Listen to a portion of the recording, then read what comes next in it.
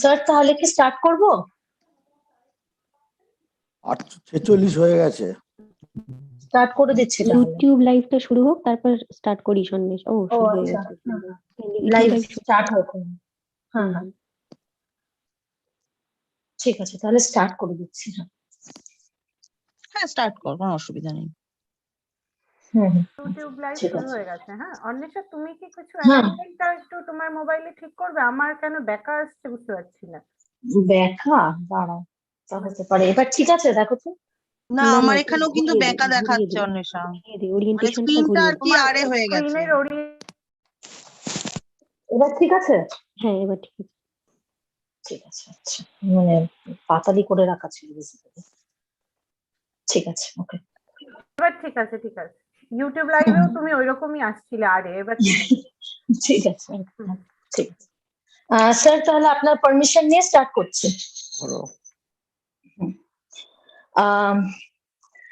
I welcome you all. Today we have gathered together to celebrate the 125th birth anniversary and the 126th birthday of Netaji Subhash Chandra Bose. We take great pride as our institution is named after the great patriot, and we at NETAJI SATABARSHIKI MAHAVIDYALAYA hold his ideals and his visions as our guiding light and try to inculcate the same in our students. Today's program will also be directed in that way, in which we revisit and try to unearth the very ideals and visions of Netaji Subhash Chandra Bose on his 126th birthday. So without further ado, I would like to invite upon our respected principal, Dr. Shubhanath Chattopadhyay, to kindly deliver his welcome address. Sir, over to you. To correction, the respective, not expected. Inaugural সংটা আগে হলে তো ভালো হতো।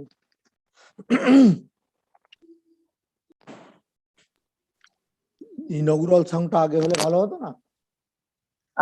Sir, ইনঅগারাল song আপনার স্পিচের পরে আছে। আপনি যদি মনে করেন তাহলে ইনঅগারাল সং আগে স্টার্ট করতে বলবেন। আগে হোক। ঠিক আছে, বেশ। তাহলে আজকে আমরা আগেই ইনঅগারাল সং দিয়ে শুরু করব। মিউজিক ডিপার্টমেন্টের অধ্যাপিকা মানসী ঘোষ দস্তিদার। মানসীদি, তুমি আছো, তোমাকে আমি দেখতে পাচ্ছি, তাহলে তুমি গানটা শুরু করো, তারপরে স্যার স্পিচ দেবেন। ইন্টারাপ্ট করছি, আমাদের ম্যাডাম জয়েন করে গেছেন, কৌশিকী দাশগুপ্তা ম্যাডাম আজকে আমাদের রিসোর্স পার্সন, উনি জয়েন করে গেছেন। তাহলে একটু ওয়েলকাম জানিয়ে রাখি ম্যাডামকে। ম্যাম, আজকে আমরা ইনঅগারাল সং দিয়ে শুরু করছি, তারপরে প্রিন্সিপাল স্যার ওয়েলকাম স্পিচ দেবেন। মানসীদি, তুমি স্টার্ট করতে পারো। ধন্যবাদ। সকলকে আমার শ্রদ্ধা জানাই। আমি একটি স্বদেশ পর্যায়ের গান গাইছি রবীন্দ্রনাথের। ও আমার দেশের মাটি, তোমার পরে একাই মাথা। ও আমার দেশের মাটি, তোমার পরে একাই মাথা। তোমাতে বিশ্বময়ী, তোমাতে বিশ্বমায়ের আঁচল পাতা। ও আমার দেশের মাটি, তোমার পরে একাই মাথা। তুমি মিশেছ মোর দেহের সনে, তুমি মিলেছ মোর প্রাণে মনে, মিশেছ মোর দেহের সনে। তুমি মিলেছ মোর প্রাণে মনে, তোমার ওই শ্যামল বরণ কোমল মূর্তি মোর মেঘাথা। ও আমার দেশের মাটি, তোমার পরে একাই মাথা। ও গো মা তোমার কোলে জনম আমার, মরণ তোমার বুকে। ও মা তোমার কোলে জনম আমার, মরণ তোমার বুকে। তোমার পরে খেলায় আমার দুঃখে সুখে, তুমি অন্য মুখে তুলে দিলে, তুমি শীতল জলে জুড়াইলে, অন্য মুখে তুলে দিলে, তুমি শীতল জলে জুড়াইলে, তুমি যে সকল সহা সকল বাহা মাতার মাতা। ও আমার দেশের মাটি, তোমার পরে একাই মাথা। অনেক তোমার পেয়েছি গো, অনেক নিয়েছি মা। ও মা অনেক তোমার পেয়েছি গো, অনেক নিয়েছি মা। তবু জানি নে যে কি বা তোমায় দিয়েছি মা। আমার জনম গেল বৃথা কাজে, আমি কাটানো দিন ঘরের মাঝে, জনম গেল বৃথা কাজে। আমি কাটানো দিন ঘরের মাঝে, তুমি বৃথায় আমার শক্তি দিলে, শক্তি দাতা। ও আমার দেশের মাটি, তোমার পরে একাই মাথা। তোমাতে বিশ্বময়ী, তোমাতে বিশ্বমায়ের আঁচল পাতা। ও আমার দেশের মাটি, তোমার পরে একাই মাথা। ধন্যবাদ। অসংখ্য ধন্যবাদ মানসীদি, ভীষণ সুন্দর। তাহলে এবার আমরা ফর্মালি আমাদের প্রোগ্রাম শুরু করছি। I would like to invite upon our respected principal sir, Dr. Sudhanath Chattopadhyay, to kindly deliver his welcome address.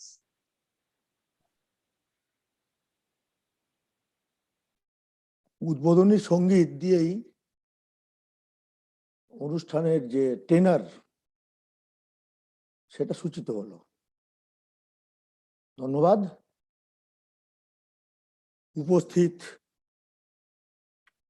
আছেন অধ্যাপিকা কৌশিকী দাশগুপ্ত, বিদ্যাসাগর প্রফেসর এবং head, Vidyasagar university department of history. আমার অন্যান্য রেসপেক্টেড কলিগস, ছাত্রছাত্রী সকলকে আজকের এই অনুষ্ঠানে আমি স্বাগত জানাই। আজ আমরা সুভাষচন্দ্রের ১২৫তম জন্মবার্ষিকী উদযাপন করছি ১২৬তম জন্মদিবসে।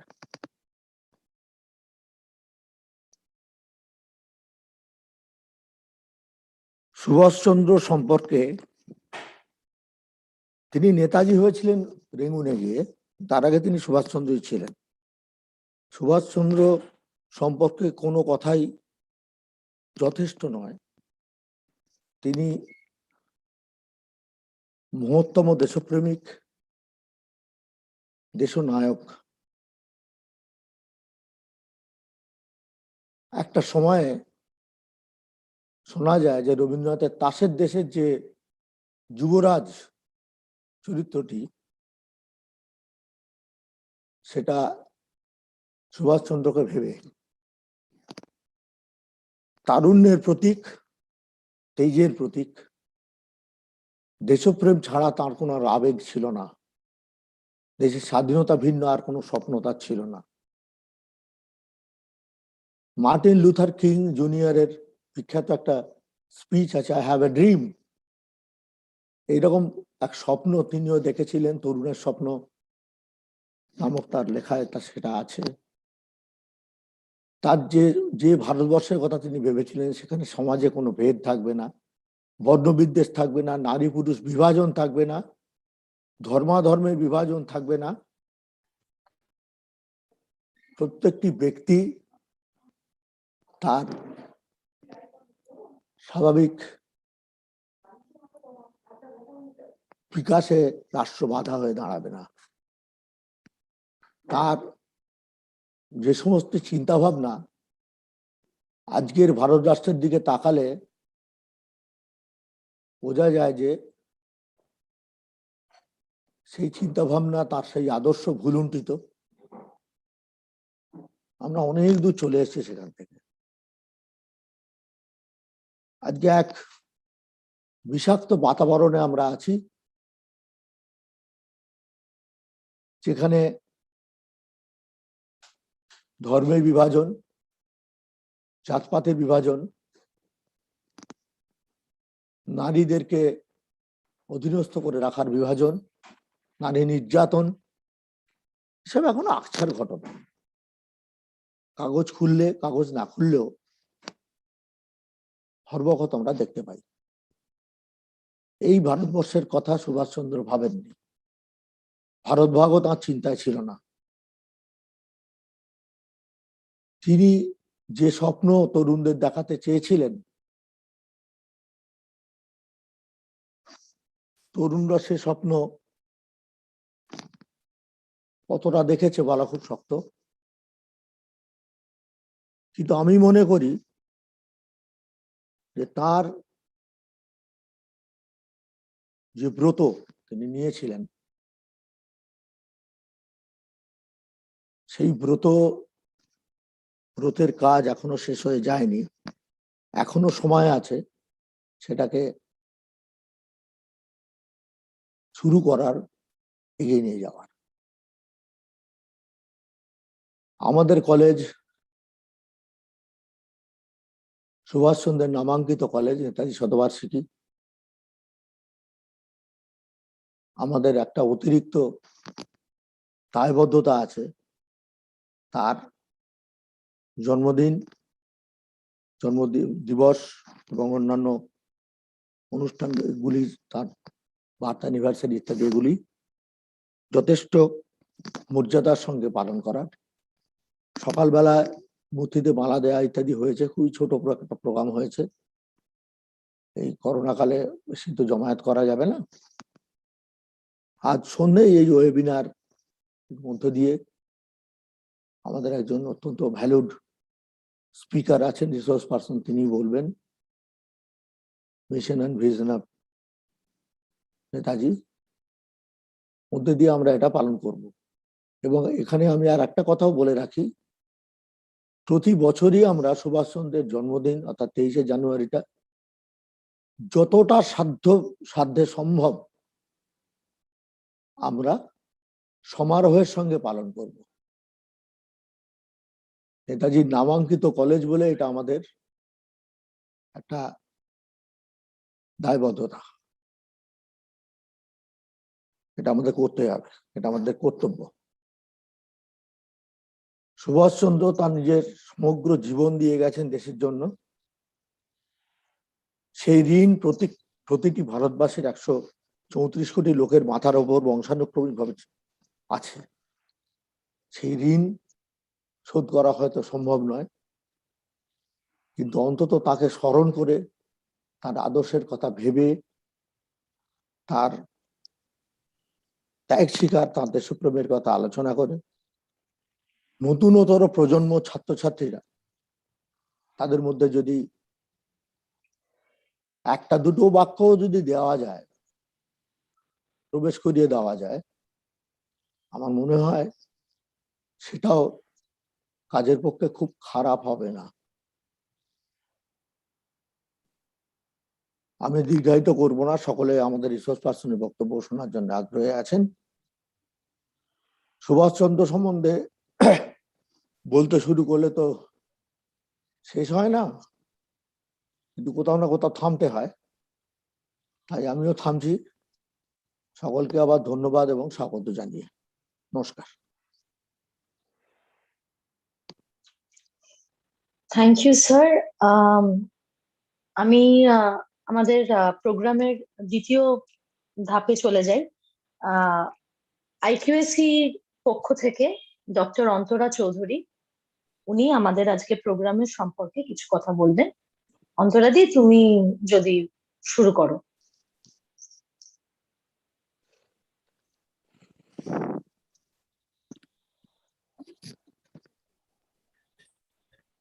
হ্যাঁ, আমার একটু লিঙ্কে সমস্যা হয়ে গেছিল, তাই হঠাৎ করে আমি বুঝতে পারছিলাম না, আবার মোবাইল দিয়ে জয়েন করতে যাচ্ছিলাম। অসংখ্য ধন্যবাদ আমাদের মাননীয় স্পিকার মহাশয়াকে, বিদ্যাসাগর ইউনিভার্সিটির প্রফেসর, ইতিহাস বিভাগে প্রফেসর কৌশিকী দাশগুপ্ত মহাশয়াকে।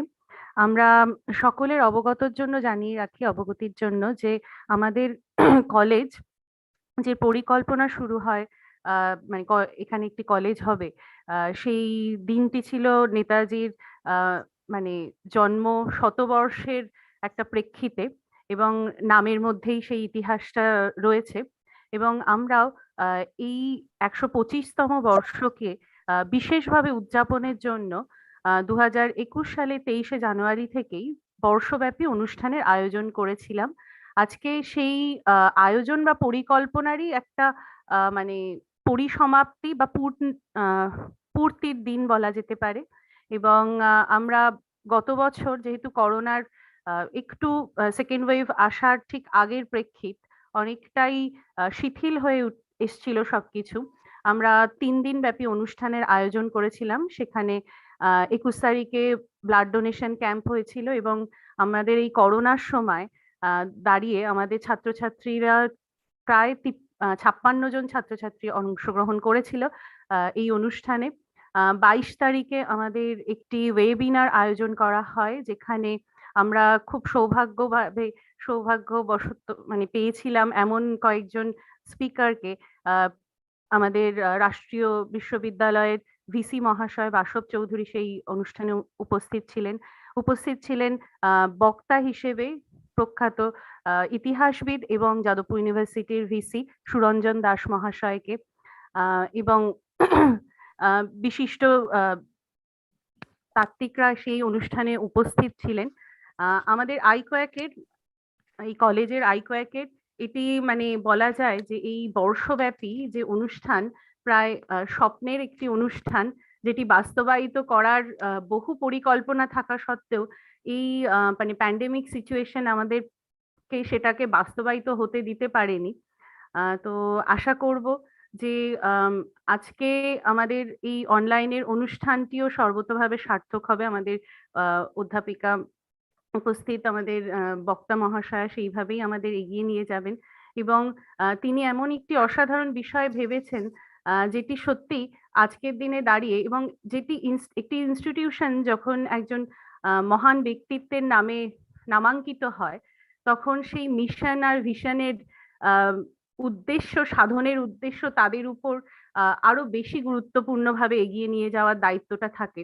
ফলে আমরা কতটা পারছি আমরা হয়তো অতটা স্পষ্ট জানি না, কিন্তু আমরা এইটুকু জানি যে একটা শিক্ষা প্রতিষ্ঠানে আমরা পরবর্তী প্রজন্মকে তৈরি করার এক অঙ্গীকারে এগিয়ে যাই, এবং সেই এগিয়ে যাওয়ার মন্ত্রে আমরা সকলেই রয়েছি। হয়তো এই দিনগুলো উদযাপন খালি দিনের ভিত্তিতে নয়, আমরা বলা যেতে পারে প্রতিদিনই একে বাস্তবায়নের দিকে এগোচ্ছি, এবং আশা করছি ভবিষ্যতেও এই কলেজ এই বাস্তবায়নের দিকে আরো বেশি ভাবে এগিয়ে আসবে। আমি অনুরোধ করব আমাদের সঞ্চালক মহাশয়াকে যে পরবর্তী যে কিনোট স্পিচের সেই জায়গা দিয়ে একেবারেই মূল অনুষ্ঠানের দিকে আমরা এগিয়ে যাব। আমি সকলকে এই উপস্থিত অনুষ্ঠানে আবার স্বাগত জানাচ্ছি, এবং বিশেষত আমাদের স্পিকার মহাশয়। অসংখ্য ধন্যবাদ অন্তরাদি। আমাদের এস্টিম স্পিকার এসেই গেছেন, তাহলে আর আমাদের প্রোগ্রামটাকে টাইম নিয়ে করবার দরকার নেই। আমি একেবারে ডাইরেক্টলি স্পিকার ইন্ট্রোডাকশনের যে ধাপটি আছে তাতে চলে যাব, এবং তার জন্য আমি আইকিউএসি সদস্য এবং ইতিহাস বিভাগের অধ্যাপক ডক্টর প্রদীপ কুমার মন্ডলকে ইনভাইট করছি। স্যার, আপনি যদি কাইন্ডলি আমাদের স্পিকার ম্যানকে একটু ইন্ট্রোডিউস করিয়ে দেন, আমাদের সকলের সাথে একটু পরিচয় করিয়ে দেন, এবং তাহলে আমরা প্রধান প্রোগ্রামে শিফট করব। ধন্যবাদ অন্বেষ। সেই সঙ্গে আজকের এই প্রোগ্রামে যারা উপস্থিত আছেন সবাইকে গুড আফটারনুন নাই। ইতিমধ্যে বলে যাওয়া কথা দিয়েই শুরু করতে হবে যে 2021 সালের 23 জানুয়ারি দিনটি থেকেই নেতাজি সুভাষচন্দ্র বোসের 125তম জন্মবর্ষ পালনের যে আয়োজন শুরু হয়েছিল, আজই তার অন্তিম দিন। একটি গুরুত্বপূর্ণ বিষয় এবং লক্ষণীয় বিষয়, আমরা এই প্রোগ্রামটি শুরু করেছিলাম ইতিহাস বিভাগেরই অন্যতম এবং সর্বজন শ্রদ্ধেয় প্রফেসর, যাদবপুরের ভাইস চ্যান্সেলর, তাকে দিয়েই আমরা ডক্টর সুরঞ্জন দাস, তাকে দিয়েই আমরা শুরু করেছিলাম। আর আজকের অন্তিম দিনে এসেও আমরা সেই ইতিহাস বিভাগকে সঙ্গে নিয়েই এগিয়ে যাব। আজকের মূল বক্তা প্রফেসর কৌশিকী দাশগুপ্ত, যা বলার বিষয় reconstructing India, the mission and vision of Netaji Subhas Chandra Bose. আজকের এই প্রোগ্রামেরই এক অংশ, তার সঙ্গে পরিচয় করিয়ে দেওয়ার দায়িত্বটি আমার। এই বিষয়ে প্রফেসর কৌশিকী দাশগুপ্ত সম্পর্কে আমি সামান্য পরিচয় করিয়ে দিচ্ছি। ইনি বিদ্যাসাগর বিশ্ববিদ্যালয়ের ইতিহাস বিভাগের বিদ্যাসাগর চেয়ার প্রফেসর। প্রফেসর দাশগুপ্তের একাডেমিক ক্যারিয়ারটি কিন্তু বেশ সুন্দর। ইতিমধ্যে তার 5টি বই পাবলিশড হয়েছে। এছাড়া রয়েছে অনেকগুলি research article in reputed journals. এগুলির মধ্যে মোস্ট রিসেন্ট পাবলিকেশন হলো সাধুস ইন ইন্ডিয়ান পলিটিক্স, 2021-এ পাবলিশড হয়েছে এটা, এবং electoral politics and Hindu nationalism in India, এই রিসার্চ আর্টিকেলটি পাবলিশড হয়েছে লন্ডন থেকে 2020-তে। এছাড়া তার একাডেমিক ক্যারিয়ার সম্পর্কে আরো অনেক কথাই বলবার আছে। She is the fellow designate at the Indian Institute of Advanced Study, Shimla, 2022। এছাড়া professor Dasgupta received the Wallace Research Grant at UK in 2014, Research Associateship at the IIAS Shimla in 2015, and held the position of visiting scholar at SOAS London University in 2019.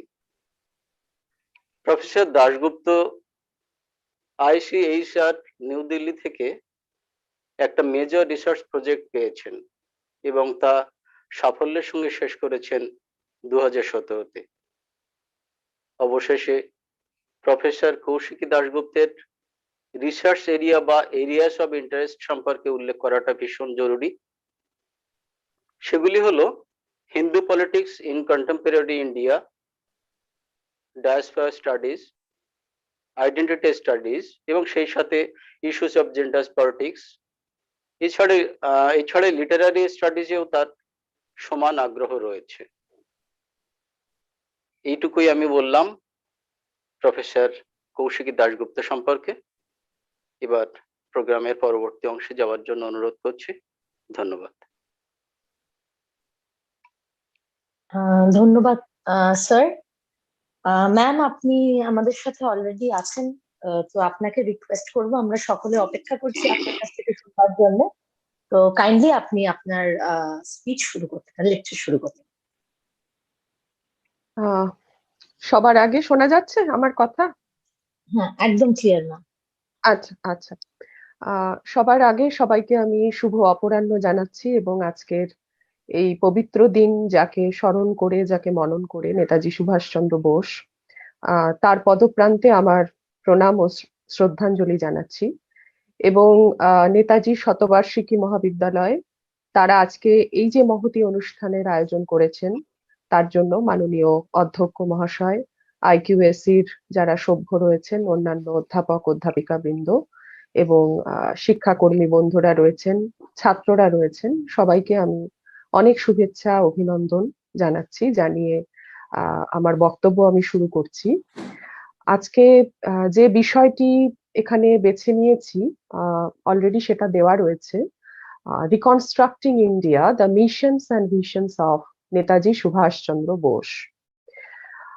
তো আমি এই বক্তব্যটি ইংরেজিতেই ভেবেছি যে ইংরেজিতেই বলবো, তো কিছুটা আমি বাংলাতে নিশ্চয়ই তার মাঝখানে কিছু ইন্টারপ্রিটেশন আমি দেওয়ার চেষ্টা করব, এবং আশা করি আমার সময় আমি কতটা পাচ্ছি ম্যাডাম একটু যদি বলে দেন তাহলে আমি সময়ের মধ্যে থাকবো। ম্যাম, আপনি তো প্রধান বক্তা, তো আপনার কাছে টাইম আছে, আপনি বলতে পারেন। আমি আপনাকে আচ্ছা দরকার হলে আচ্ছা ওকে আচ্ছা আচ্ছা আচ্ছা আচ্ছা থ্যাংক ইউ ঠিক আছে। Okay, so I'm starting my discussion on reconstructing India. Now, for the first thing, why I have chosen the word reconstruction? Because as just our honorable principal sir referred, that it's a vast territory. When we are talking on Subhash Chandra Bose as a personality, as a nationalist, or as a political leader, as a freedom fighter, as a thinker, as a philosopher, there are so many issues that we can talk on. But what I have preferred here to talk on a specific aspects, that is his visions. How did he visualize his India?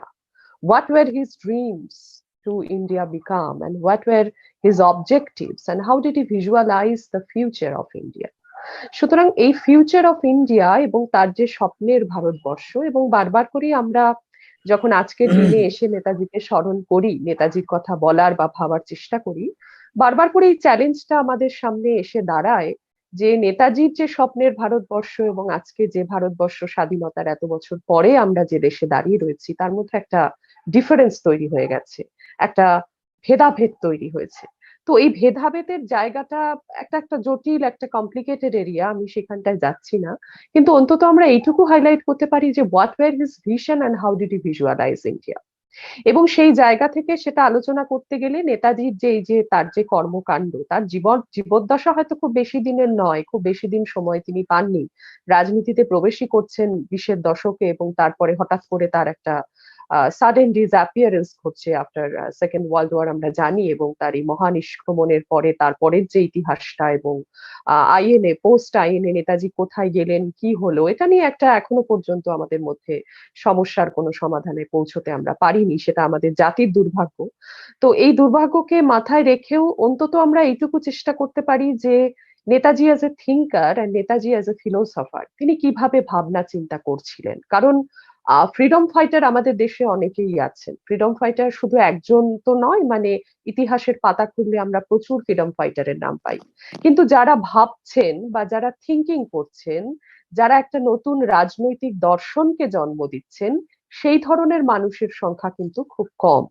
এবং সুভাষচন্দ্র বোস আমার মতে তাকে আমি যতটা একজন freedom fighter হিসেবে দেখব, তার থেকে বেশি আমি তাকে একজন দার্শনিক হিসেবে দেখব, যিনি আগামী দিনের ভারতবর্ষ কিরকম হতে পারে বা হোয়াট শুড বি ডান, কিভাবে চলা উচিত, তার জন্য কিছু নির্দিষ্ট মত এবং পথের সন্ধান দিয়েছেন।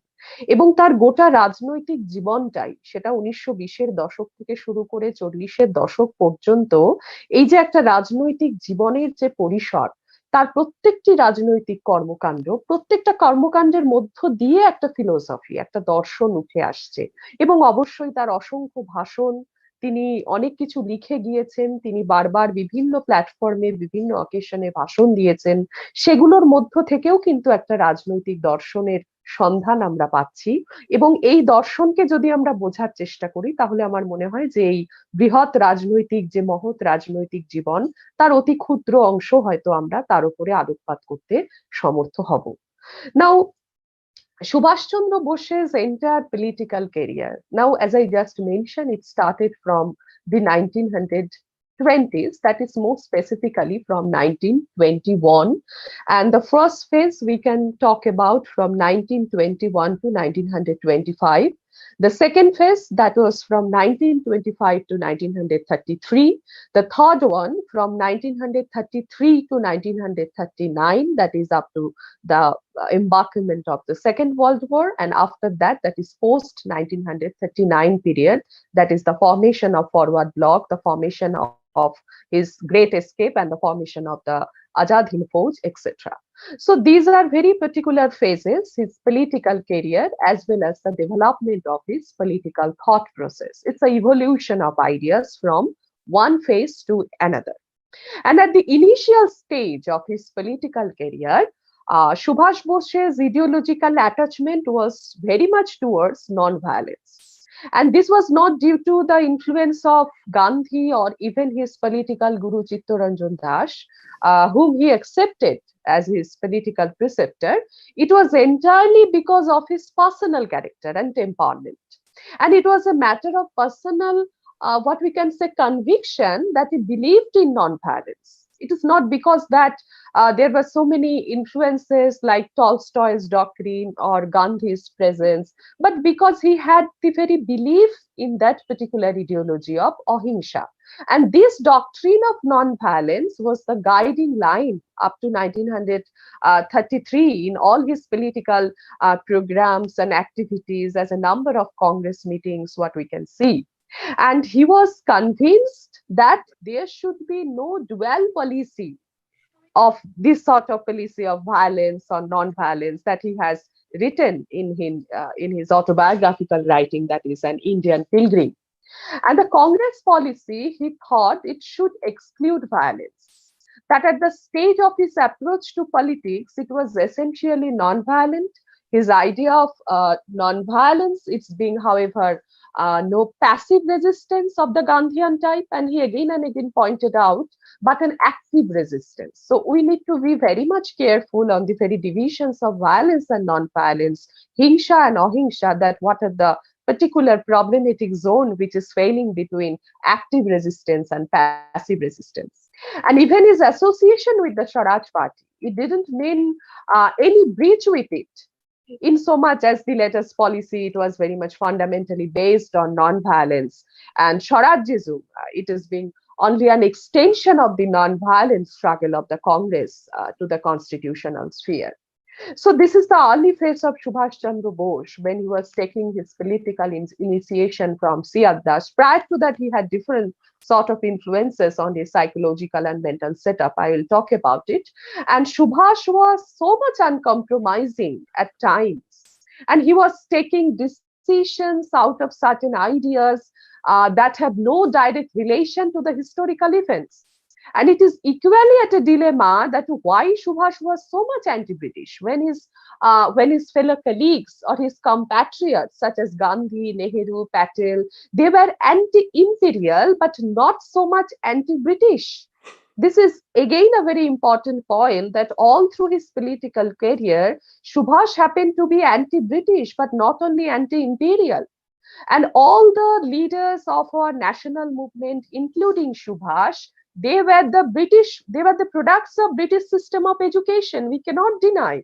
They were the products of the same psychological setup. But Subhash differed from others, from his colleagues. Even Gandhi, in disregarding every aspects of the British society, culture, and education, somehow he remained to some extent very much appreciative to the British policies, and it's an open historical fact. And it is somehow strange that Subhash was so much anti-British at the core of his heart that he had refused to accept anything positive or glorious in British history and culture. Sometimes he looked very much arrogant, very much aggressive in this point. And to Subhash, who was essentially a pilgrim, a sannyasi from the core of hers. He was ready to sacrifice everything material for the sake of the nation and its people politics. It could never be the very staff of its being. And actually, all the dominant psychological trends in the personality of Subhash, it could be traced back to these 22 years of his formative life. And these trends sometimes operated consciously in his conscious level and sometimes in the subconscious level or in the unconscious level. And it explains everything in the life and career of Subhash Chandra Bose. And prominent among these trends were self-sacrifice, patriotism, nationalism, self-abnegation, mystic militarism of the German type, leftism, socialism, uncompromising anti-British attitude, Vedantic spiritualism, and romantic adventurism. There is an amalgamation of thoughts and philosophies which pushed Subhash forward in his political journey and also in his other journeys, like as far as I mentioned, the spiritual journey. This is also very, very important. Now, after 1925, as I was mentioning his political journey, he gave up the constitutional tactic as a spent force, and between 1925 to 1933, he was a staunch supporter of a widespread national struggle based on non-violence and mainly on different ideas of civil disobedience, like non-payment of taxes, general strikes, establishment of a parallel government, organization of youths, workers, peasants, women, and other oppressed section of the people, an intensive program of boycott British goods, British legislature, laws, courts, local bodies, government committees. So these were the wide and large spread areas where Subhash Chandra was trying to contemplate between 1925 to 1933. And since 1931, because of his increasing weakness and this, because of this sort of uselessness of this Gandhian non-violent struggle, it was very much visible at that point of time. And because it was based on compromises attested by the failure of these so-called roundtable conferences and following the Gandhi-Arvind Pact, as you all know, Subhash Chandra was feeling the need of a new method of national struggle, organization of a new party to conduct it, and creation of a new literature to propagate it, as is pointed out in his different addresses, where he was addressing the youth from the Congress medium or from the Congress platforms or in other platforms. And by 1933, he took a definite stand on the point, and he became very much vocal in his demand for a more militant method of struggle. He was looking for some new methods of struggle. And he stated that in the Vienna Manifesto, jointly issued by him with Patel, that in 1933, the form of non-cooperation it will be of no use. And it has been changed into a more militant one. And the fight for freedom, it to be waged on all forms. So it was on the image of this philosophy that he convinced his Sammyabadi Sangho and the forward bloc in latter years. And the Sammyabadi Sangho stood for an outright repudiation of the compromising tactic of the Gandhian Congress and adoption of a bold and militant method of struggle. So thus, in his presidential speech in the Congress, he suggested different actions and militant nationalistic endeavors, prevent collection of tax and revenue through labor and peasant organization, large-scale nationalist movements to have the sympathy and the support of the governments for own support is by the means of superior propaganda. So this is the period which formed the very basis of his socialistic consolidation, what he was thinking in latter years, within a few years. And by 1940, he was very much convinced of the limited scope of success in that sort of programs that he were being carried out. And because of this too prolonged onslaught upon from the British and the Congress, Subhash saw that the last resort for explaining the British from India and conquering independence was an aimed revolution against the British, an armed revolution, a large-scale revolution against the British. And that it could not be organized at home under the circumstances. So he left for abroad with the firm determination to organize it from the other countries. Those are the enemy countries of the British government. And if we see the very developments which were consolidating in latter part of Subhash's life and Subhash's political thought, a system of process of evolution from non-violence to violence to large-scale nationalistic movements, and where he was actually just appearing in the form of international politics. And there was, however, no question of ideological and logical inconsistency in this respect, in so much as this process of evolution was connected. And it's an unbroken and single line of continuity that national freedom, unity, peace, progress, the fundamental ideas of his political thought. It provided the organic basis of the process of evolution. It served as the common determining factors in the evolution of his political ideas in different phases. And this process of political evolution, it was very much influenced by the changing circumstances which necessitated a change in his political program, a change that didn't imply any reservation or sacrifice for his original fundamental principles. And it was rather a symbol of adaptation in the latter to the change content on ground of expediency. Thus, his policy or his philosophy of armed resistance or his declaration of the Revolutionary War against the British, it didn't mean any negation of his original conviction in non-violence. It was out of sheer necessity that he switched on from non-violence to revolution and from revolution to armed war. And this revolutionary struggle was never completely detached from the idea of non-violence. Now, as I'm talking about evolution, and from his very childhood, Subhash was reared in the midst of a spiritual environment. As I just mentioned, basically he was a spiritualist and a sannyasi by the core of his heart. That's why the philosophy of non-violence, he continued with this idea throughout his life, in spite of his militant nationalistic endeavors. And his father, Jankinath Bose, throughout his life, he was deeply religious.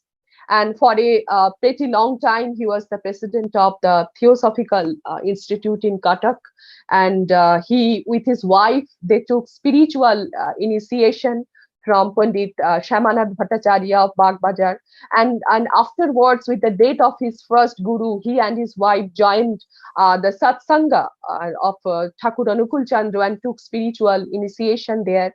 So in spite of his professional preoccupation and involvement in public life, he became gradually more and more religious as he advanced in years.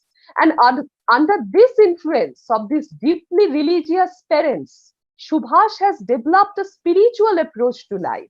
And this was subsequently fortified by his contact with the writings and philosophy of Ramakrishna Paramahansa, Swami Vivekananda, and of course, Aurobindo Ghosh. And it has already been discussed everywhere that the very Subhash was how he was thrilled after reading the writings of Vivekananda.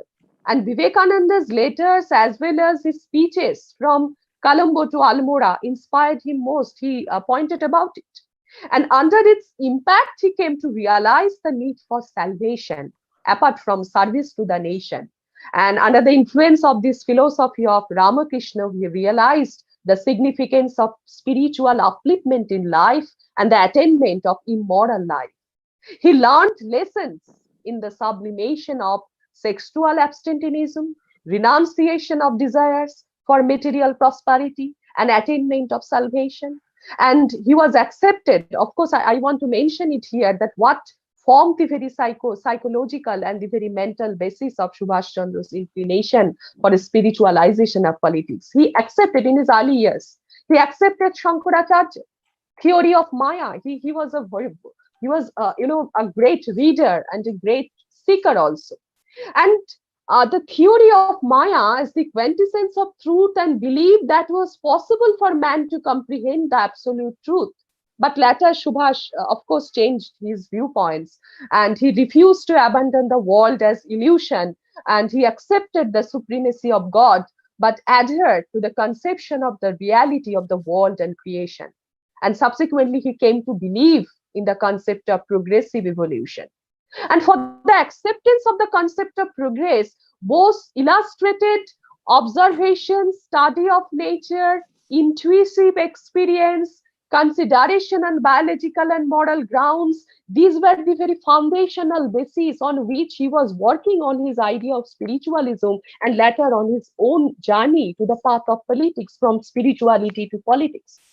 And his foreign admirers, some of them actually described Bose as an outstanding person, a mystique, a spiritual man. And his mystique and this sort of mysticism, and again it's been referred by his friend Dilip Kumar Roy about him, that Netaji was a mystic par excellence.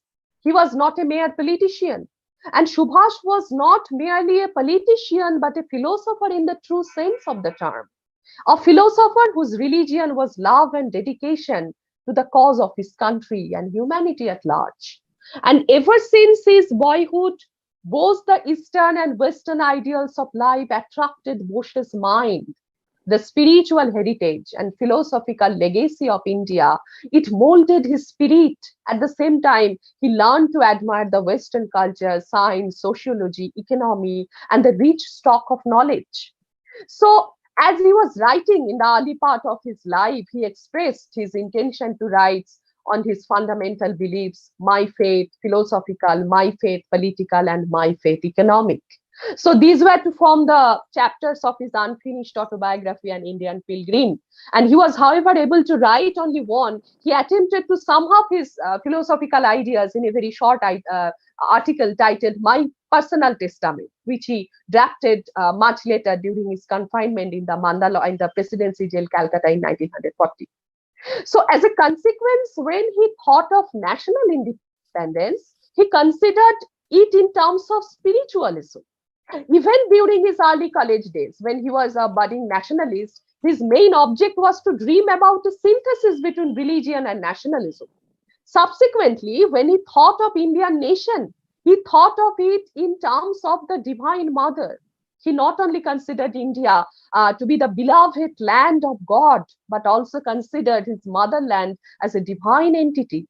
He not only considered India as divine motherland, but always identified it with goddess Durga. It was for him a goddess incarnate, a mighty mother who nursed and nourished the people of India for centuries. And we can see a greater influence and reflection of Aurobindo Ghosh's thoughts on Subhash. As you know, that Aurobindo has written in his Bhavani Mandir, for what is a nation? The nation is the mother country. And this is not a piece of art, not a figure or speech, nor a fiction in the mind. It's a mighty Shakti composed of all the Shaktis, of all the millions of units that make up the nation, just as Bhavani, Manisha, what Aurobindo is referring here. And it sprang into being from the Shakti of all the millions of God, assembled in one mass of force and welded into unity. And Subhash almost subscribed to such view of Aurobindo, and in his estimation of a nation was not a mere land mass consisting of millions of people, but it's a spiritual entity that is a fragment of the universal spirit. And besides, it also consists of the fragments of the spirit that is indivisible in the country. And Subhash's spiritual inheritance, his approach determined the nature of the political philosophy. His patriotism and nationalism, these were products of a happy synthesis of this nationalism and spiritualism. Now, from this onwards, এই যে স্পিরিচুয়ালিজমের কথা আমরা বারবার করে বলছি, এবং গোটা ঊনবিংশ শতাব্দীর শেষার্ধ থেকে শুরু করে এবং যেই মুহূর্ত থেকে ভারতবর্ষের জাতীয়তাবাদের যাত্রা শুরু হচ্ছে, it was a very powerful force. এই স্পিরিচুয়ালিজমকে অস্বীকার করে ঊনবিংশ শতাব্দীর রেনেসা হোক বা ঊনবিংশ শতাব্দীর মনীষার জাগরণ হোক বা তার পরবর্তীকালে জাতীয়তাবাদের কথা আমরা যখনই বলবো, এই অধ্যাত্মবাদের কথা আমাদের বলতে হবে, আমাদের পড়তে হবে। কারণ যে মাটি থেকে এরা বীজ সংগ্রহ করছেন, যে মাটি এদের মন এবং মনীষা এদের মননকে তৈরি করছে, এদের মনোভূমিকে তৈরি করছে, সেই মনোভূমির বেসিসটা, তার ফাউন্ডেশনটা কিন্তু দাঁড়িয়ে রয়েছে অধ্যাত্মবাদের ওপর। এবং মনে রাখতে হবে এই অধ্যাত্মবাদ কিন্তু তথাকথিত একটা ইনস্টিটিউশনালাইজড ধর্মকে নিয়ে হয় না। এর যে উপলব্ধি, সেই ডিভিনিটি বা যে সুপ্রিম ট্রুথ, এবং এক একজন সেটাকে এক এক ভাবে খুঁজেছেন। আমরা যদি রবীন্দ্রনাথ পড়ি, তার মধ্যে ডিভিনিটি স্পিরিচুয়ালিজমের একটা ম্যানিফেস্টেশন রয়েছে এক ধরনের। দেবেন্দ্রনাথের, তার পিতা দেবেন্দ্রনাথ, তিনি হাইলি স্পিরিচুয়াল পার্সোনালিটি, হি ওয়াজ এ ব্রাহ্ম লিডার, তার মধ্যে একটা স্পিরিচুয়ালিজমের অন্য একটা ম্যানিফেস্টেশন আমরা দেখেছি। বঙ্কিমের মধ্যে এক ধরনের দেখেছি, অরবিন্দ, বিবেকানন্দ, প্রত্যেকে, ইচ অ্যান্ড এভরি ওয়ান, যারা আমাদের ভারতবর্ষের জাতীয়তাবাদের ভিত্তি তৈরি করেছেন, জাতীয়তাবাদের মানে শিখিয়েছেন, জাতি কাকে বলে। এবং মানে এই যে অরবিন্দ যে কথাগুলো বলছেন ভবানী মন্দিরে, বঙ্কিমও বলেছেন আনন্দ মঠে বা তার অন্যান্য লেখায়, যে শুধুমাত্র একটা মানচিত্র নয়, একটা মাটি, গাছপালা, ফুল, একটা আকাশ বাতাস, প্রকৃতি, পৃথিবী, এটাকে নিয়েই কিন্তু একটা মানে একটা নেশন বা একটা জাতির কনসেপ্ট গড়ে ওঠে না। এবং তার মধ্যে প্রাণ প্রতিষ্ঠা করা, এবং এই প্রাণ প্রতিষ্ঠা কিভাবে করতে হবে সেটাকে হাতে কলমে বারবার করে এরা দেখানোর এবং বোঝানোর চেষ্টা করেছেন। এবং পারহ্যাপস এখানে আমার মনে হয় যে এই যে ফিলোসফি, যেটা বিবেকানন্দের কথা বা বিবেকানন্দের কথা বা তার আইডিয়া অফ ন্যাশনালিজম বলার সময় যখন আমরা বলি, সেখানে দ্য আইডিয়া অফ বেদান্তর একটা বিরাট বড় প্রভাব, সেটা বিবেকানন্দের লেখা থেকেও আমরা জানি, যেখানে সেই Vedantic principle of unification of all the souls, এবং প্রত্যেকটি সোল, প্রত্যেকটি মানুষ, প্রত্যেকটি আত্মার মধ্যে সেই ডিভিনিটিকে যখন ইউনিটারি কনসেপ্টে, একটা মনোথিস্টিক কনসেপ্টে, মানে এই মনোথিজমের জায়গাটা বেদান্ততে বারবার বলা হয়েছে, আপনারা যারা জানেন বা পড়েছেন, তো সেই জায়গাটায় পৌঁছানো এবং সেটাকে রাজনীতির ক্ষেত্রে প্রয়োগ করা, that was the biggest challenge for this period. এবং যারা এই ক্ষেত্রটা থেকে উঠে এসেছেন, মানে মুখে অনেক কথা বলা যায় বা থিওরিটিক্যালি আমরা অনেক ধরনের ইন্টারপ্রিটেশন করতে পারি। What is the biggest challenge, যে যখন আমি এই থিওরিটাকে পলিটিক্যাল একটা বাস্তবের হার্ডকোর রাজনীতির ময়দানে আমি সেটাকে ইমপ্লিমেন্ট করে দেখাবো, আমি সেটাকে রিফ্লেক্ট করে দেখাবো। এবং যেখানে বিবেকানন্দ একটা সহজ কথা বলে গিয়েছেন যে কিভাবে রিফ্লেক্ট করতে হবে, that is the idea of নিষ্কাম কর্ম। তিনি সেটা গীতার থেকে সেই জায়গাটা নিয়ে আসছেন, যে নিষ্কাম কর্মের ভাবনা, তার মধ্য দিয়ে দেশ সেবা, সার্ভিসিং দ্য নেশন। নেশন মানে শুধুমাত্র ওই মানে একটা জড় পদার্থ নয়, একটা জীবন্ত মা, এই মাতৃ শক্তি বা এই মানে মাদারলি যে ডিভিনিটি, এই জায়গাটাকে একদম জীবন্ত ভাবে অর্চনা করতে হবে, এবং তার জন্য selfless service to the nation, যেটা গীতার থেকে, তার নিষ্কাম কর্মের ভাবনা থেকে তিনি পাচ্ছেন।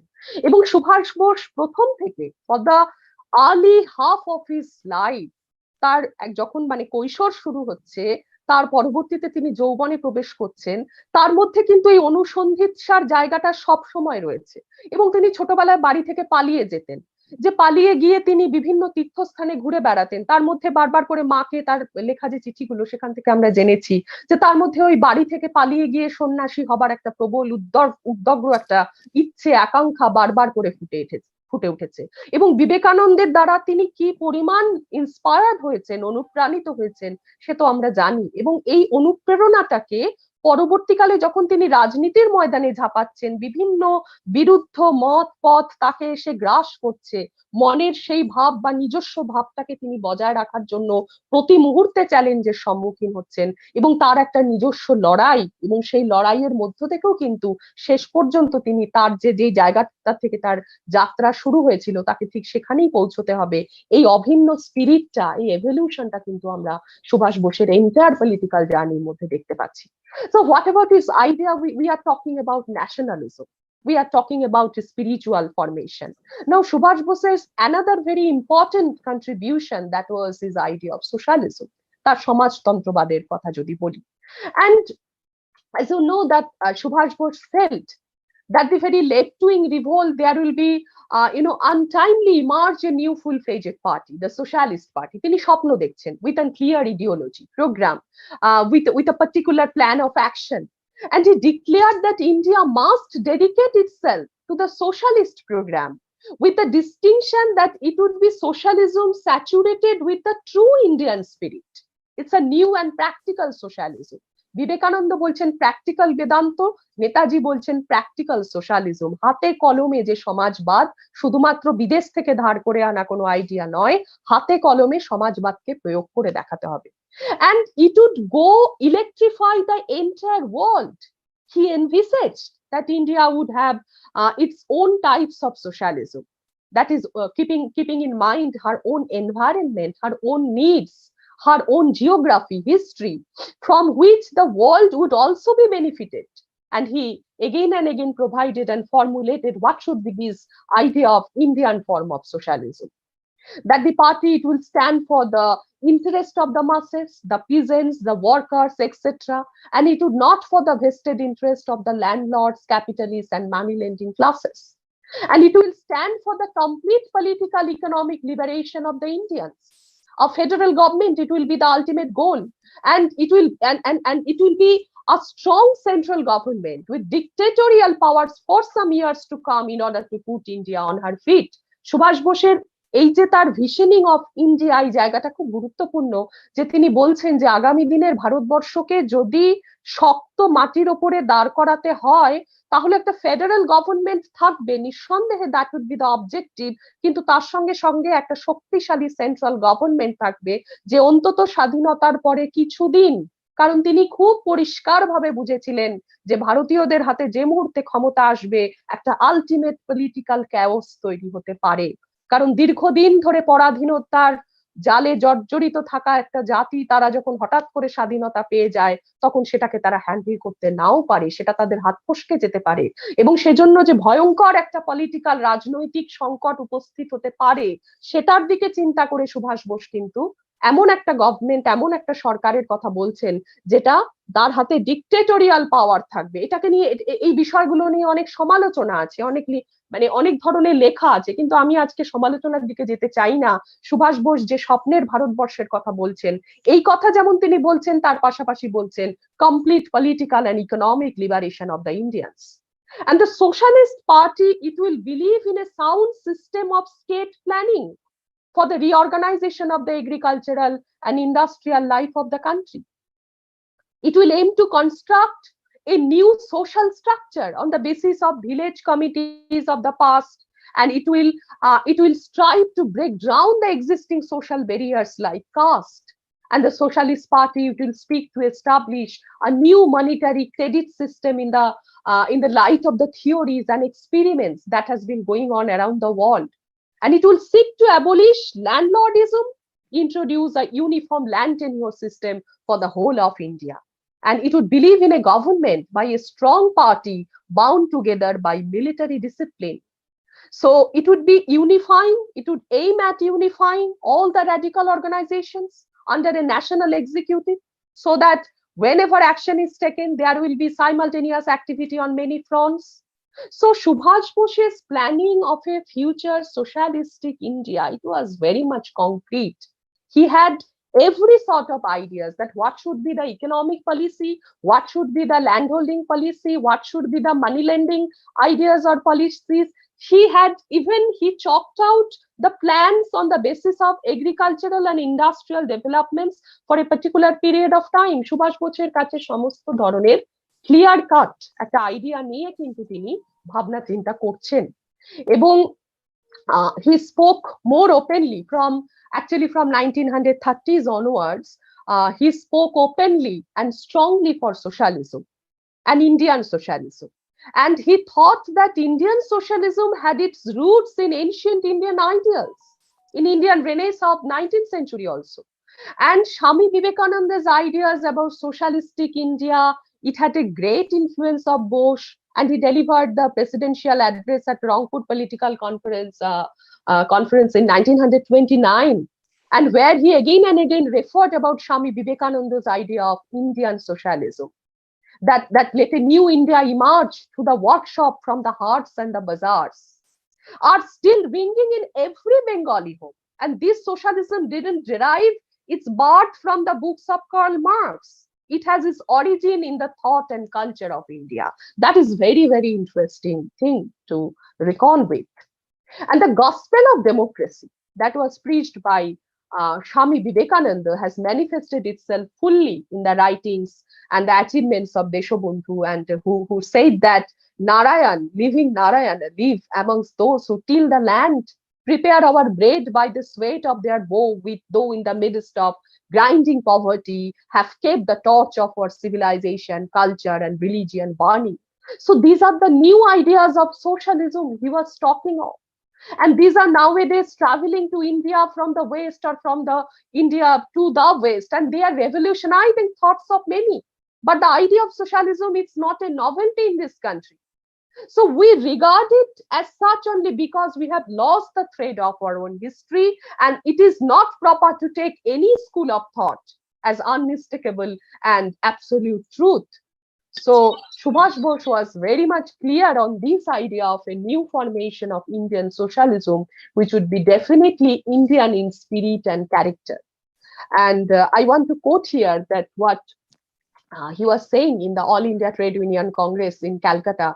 In his speech, he mentioned that I have no doubt in my own mind that the salvation of India as of the world depends on socialism. India should learn from and profit by the experience of other nations, but India should be able to evolve her own methods in keeping with her own needs and her own environment. And if you attempt it, you are bound to fail. India should therefore evolve her own form of socialism. And this socialism, এটার যে ব্যাখ্যাগুলো বা এর যে বিভিন্ন connotation গুলো আমরা পরবর্তীকালে পেয়েছি, তার মধ্যে থেকে তার পলিটিক্যাল ব্যাখ্যা আছে, তার অর্থনৈতিক ব্যাখ্যা আছে, যে কি ধরনের অর্থনীতির কথা তিনি চিন্তা করছেন এবং কি ধরনের ভারতবর্ষের কোন স্ট্রাকচারে, যেখানে আমি একটু আগে বললাম যে একটা সম্পূর্ণরূপে একটা caste free society, class free society, এবং সেই যে সমাজটা যে সাধারণ সোশ্যালিজমের যে সংজ্ঞা বা একটা মানে সাধারণ সোশ্যালিস্টিক পার্লেন্সে আমরা সোসাইটিটাকে যেভাবে দেখি, তার থেকে সুভাষচন্দ্রের সমাজতন্ত্র কতটা আলাদা, এই জায়গাগুলোকে গুরুত্ব দেওয়ার খুব দরকার আছে। কারণ সুভাষচন্দ্রের idea of socialism it was very much Indian, এবং ইন্ডিয়ান সোশ্যালিজম বলতে কি বোঝায়, যদিও এখন সমস্যা হচ্ছে যে এই আইডিয়া গুলো এখন অনেকটা অবসকিউর হয়ে গেছে, কারণ এগুলো নিয়ে চর্চা হয়নি। স্বাধীনতার পরে যেভাবে ইতিহাসকে দেখা হয়েছে বা লেখা হয়েছে, মানে সুভাষ বোসকে শুধুমাত্র একজন uncompromising freedom fighter, the greatest enemy of the British empire, একজন নেতা, একজন ফ্রিডম ফাইটার, এইভাবেই তাকে ইতিহাস মনে রাখতে চেয়েছে। But what about his ideas and concept on constructive development? তিনি সমাজের উন্নতির জন্য কি বলছেন, অর্থনৈতিক মুক্তির জন্য তার কাছে কি হদিশ, কি সূত্র আমরা পেতে পারি, সেই জায়গাগুলোকে কিন্তু এখনো পর্যন্ত যথার্থভাবে হাইলাইট করা হয়নি। এবং সেই কারণেই সুভাষচন্দ্রের প্ল্যানিং কমিশনে তার যে প্রপোজাল গুলো হোক, বা জেন্ডার রিফরমেশনের জন্য তার যে প্রপোজাল হোক, বা এই সোশ্যালিস্টিক কনসলিডেশন, ইমানসিপেশন অফ, এই যে ইকোনমিক যেটা বললাম, কমপ্লিট ইমানসিপেশন বলতে তিনি কি বোঝাচ্ছেন, এগুলোর যথার্থ আলোচনা এখনো পর্যন্ত খুব কম হয়েছে বা খুব লিমিটেড আকারে হয়েছে। কারণ সুভাষ বসুকে আমরা একজন দেশনায়ক হিসেবেই তাকে রেখে দিয়েছি, তাকে একজন ফ্রিডম ফাইটার হিসেবেই তাকে আমরা মনে রেখেছি। অন্যভাবে আমরা সুভাষকে খুব বেশি তাকে নিয়ে চিন্তা ভাবনা করার অবকাশ পাইনি। But what is the point that in his socialism there are scopes for complete all round freedom and complete economic emancipation. That is the major area of Subhash Bose's socialism, and he admitted that freedom of conscience, freedom of state, freedom of mind, freedom of views, each and every aspects of freedom, this is very much important to have complete emancipation. পূর্ণ স্বরাজ মানে ওই কংগ্রেসের পরিভাষায় Dominion স্ট্যাটাসও নয়, বা কংগ্রেসের পরিভাষায় শুধুমাত্র একটা লিমিটেড পেরিফেরিতে নিজের শাসন, সেলফ রুল, ওই ধরনের কোনো লিমিটেড রেস্ট্রিক্টেড ভাবনা চিন্তা সুভাষ বোসের কাছে নেই। তার ভাবনাটা হচ্ছে একটু বৃহত্তর, একটু ওয়াইড স্প্রেড ভাবে ওয়েতে তিনি আলোচনা করছেন, যেখানে তিনি স্বাধীনতার অর্থ মানে শুধু পলিটিক্যাল ফ্রিডম নয়, স্বাধীনতার অর্থ তার কাছে বৌদ্ধিক মুক্তি, চিন্তার মুক্তি, তার জীবনের মুক্তি, এবং জীবনের মুক্তির মধ্যে অর্থনৈতিক মুক্তি, সব ধরনের ইমানসিপেশন, এই জায়গাটায় তিনি বারবার হাইলাইট করে তার আগামী দিনের স্বপ্নের ভারতবর্ষ, স্বাধীন কোট আনকোট স্বাধীন ভারতবর্ষ বলতে তিনি কি বোঝাতে চেয়েছেন, তার স্বাধীনতার মানে কি, একটা অলরাউন্ড ফ্রিডম, এই জায়গাটায় তিনি বারবার হাইলাইট করছেন। এবং তার জন্য যেটা দরকার, একটা সমাজতন্ত্র, একটা socialism which is very much rooted in Indian spirit and Indian soil. And he admitted that a synthetic re-evaluation of values of the past and the present, it would be the bonds of future reconstruction. And we shall have to revalue the existing social and moral values in the light of the ideal of the age. And all probability, we shall have to introduce a new scale of values which will govern the society in the future. So এই যে সুভাষের theories, এই যে ideas গুলো নিয়ে তিনি যে কথা বলছেন, সেটাকে আমরা ডক্ট্রিন অফ সিনথেসিস বলে তাকে আমরা অভিহিত করতে পারি। এবং তার এই যে সোশ্যালিজম, যেখানে সব থেকে বড় কথাই হচ্ছে মানুষকে মর্যাদা দেওয়া, মানুষকে শ্রদ্ধা করা, এবং তার প্রতিটি বক্তৃতার মধ্যে কিন্তু এই dignity of human freedom, dignity of man, এই জায়গাগুলো আমরা দেখতে পাচ্ছি। এবং সেই ডিগনিটির মানে কি? সেই ডিগনিটি দাঁড়িয়ে রয়েছে ফ্রিডম অফ কনসায়েন্সের উপরে, পলিটিক্যাল ডেমোক্রেসির উপরে, ইকোনমিক ডেমোক্রেসির উপরে, এবং মানুষের আত্মসম্মান মানুষকে ফিরিয়ে দেওয়ার মধ্য দিয়ে। সুতরাং এই অলরাউন্ড ওয়েতে আমার মনে হয় যে গান্ধীর ফিলোসফি নিয়ে যতটা কথা হয়েছে, বা তার আগে গোখেলের ফিলোসফি নিয়ে বা তিলককে নিয়ে আমরা যত কথা বলেছি, তার আইডিয়াস, সব থেকে বেশি বোধহয় আমরা গান্ধীর ফিলোসফি নিয়ে কথা বলেছি। কিন্তু সুভাষ বোসের যে ফিলোসফি, তার যে আইডিয়াস, তার ভিশনস অফ ইন্ডিয়া, সেই জায়গাগুলো নিয়ে আমরা খুব বেশি কথা বলিনি। এবং 1939 উল্লেখ করতেই হয়, when he declared the formation of a platform within the Congress, the forward bloc, with an aim to consolidate the leftist forces of this country and to march them forward with the action against the British in order to achieve Indian independence. He took the time, space to cover the whole country with his touring program and conveyed the people the reasons for which he had been compelled to resign from the Congress and what were the actual designs of the rightists that he actually intended to do according to the needs of the people and the country. So Subhash Bose, from 1939 onwards, a different chapter in his life actually opened, and his political ideas and ideology, he took a more rationalistic, empiristic, and open-minded outlook from 1939 onwards, far from being very much doctrinal or very much theoretical in attributes. So with a democratic outlook, he never attached any dogmatic or sacrosanct character to his socio-political ideas. For him, India again and again, it would make history, and the people who make history can never be saddled with dogmas, whether social or political. And he emphasized the individual, the dignity, and his identity. So the conflict is very much clear here if we compare Subhash Bose's ideas with some of his contemporaries. I am not going into that detail, but his goal was socialism, and in this context, his economic thoughts were closely related and to allied with his political ideas in as so much as they were held by him to be the links of the same chain. That is, without political freedom, there was no economic freedom, and there would be no economic freedom if political freedom is not sanctioned or guaranteed. So without political freedom, without the power to shape our own destiny, we cannot have social reform or industrial advancement, what we call Swaraj. And Swaraj alone, it is the remedy of all our problems. And he was very much convinced on that. He convinced that there can be no genuine Swaraj if India is to be denied the power to devise and to adopt a national economic policy. And his concept of Swaraj, it should be thus an all-round one, covering all aspects of human life and the society, politics, economic freedom. If achieved, it go as long as to realize it. The ideal of the Congress, it would be to make ourselves free from all sort of bondage. Is again and again he referred. And political emancipation will only be a step towards the attainment of that all-round freedom. And that is why we can aim first at fighting for our political freedom. সুতরাং সুভাষ বোসের political freedom, এই যার জন্য তিনি সারা জীবন লড়াই করে গেছেন, সেই পলিটিক্যাল ফ্রিডমটা একটা ধাপ মাত্র। এটা কিন্তু এখানে তার লেখা থেকে আমরা যে ধারণাগুলো পাচ্ছি, যে এটা কিন্তু কোনো ডেস্টিনি বা গন্তব্য নয়।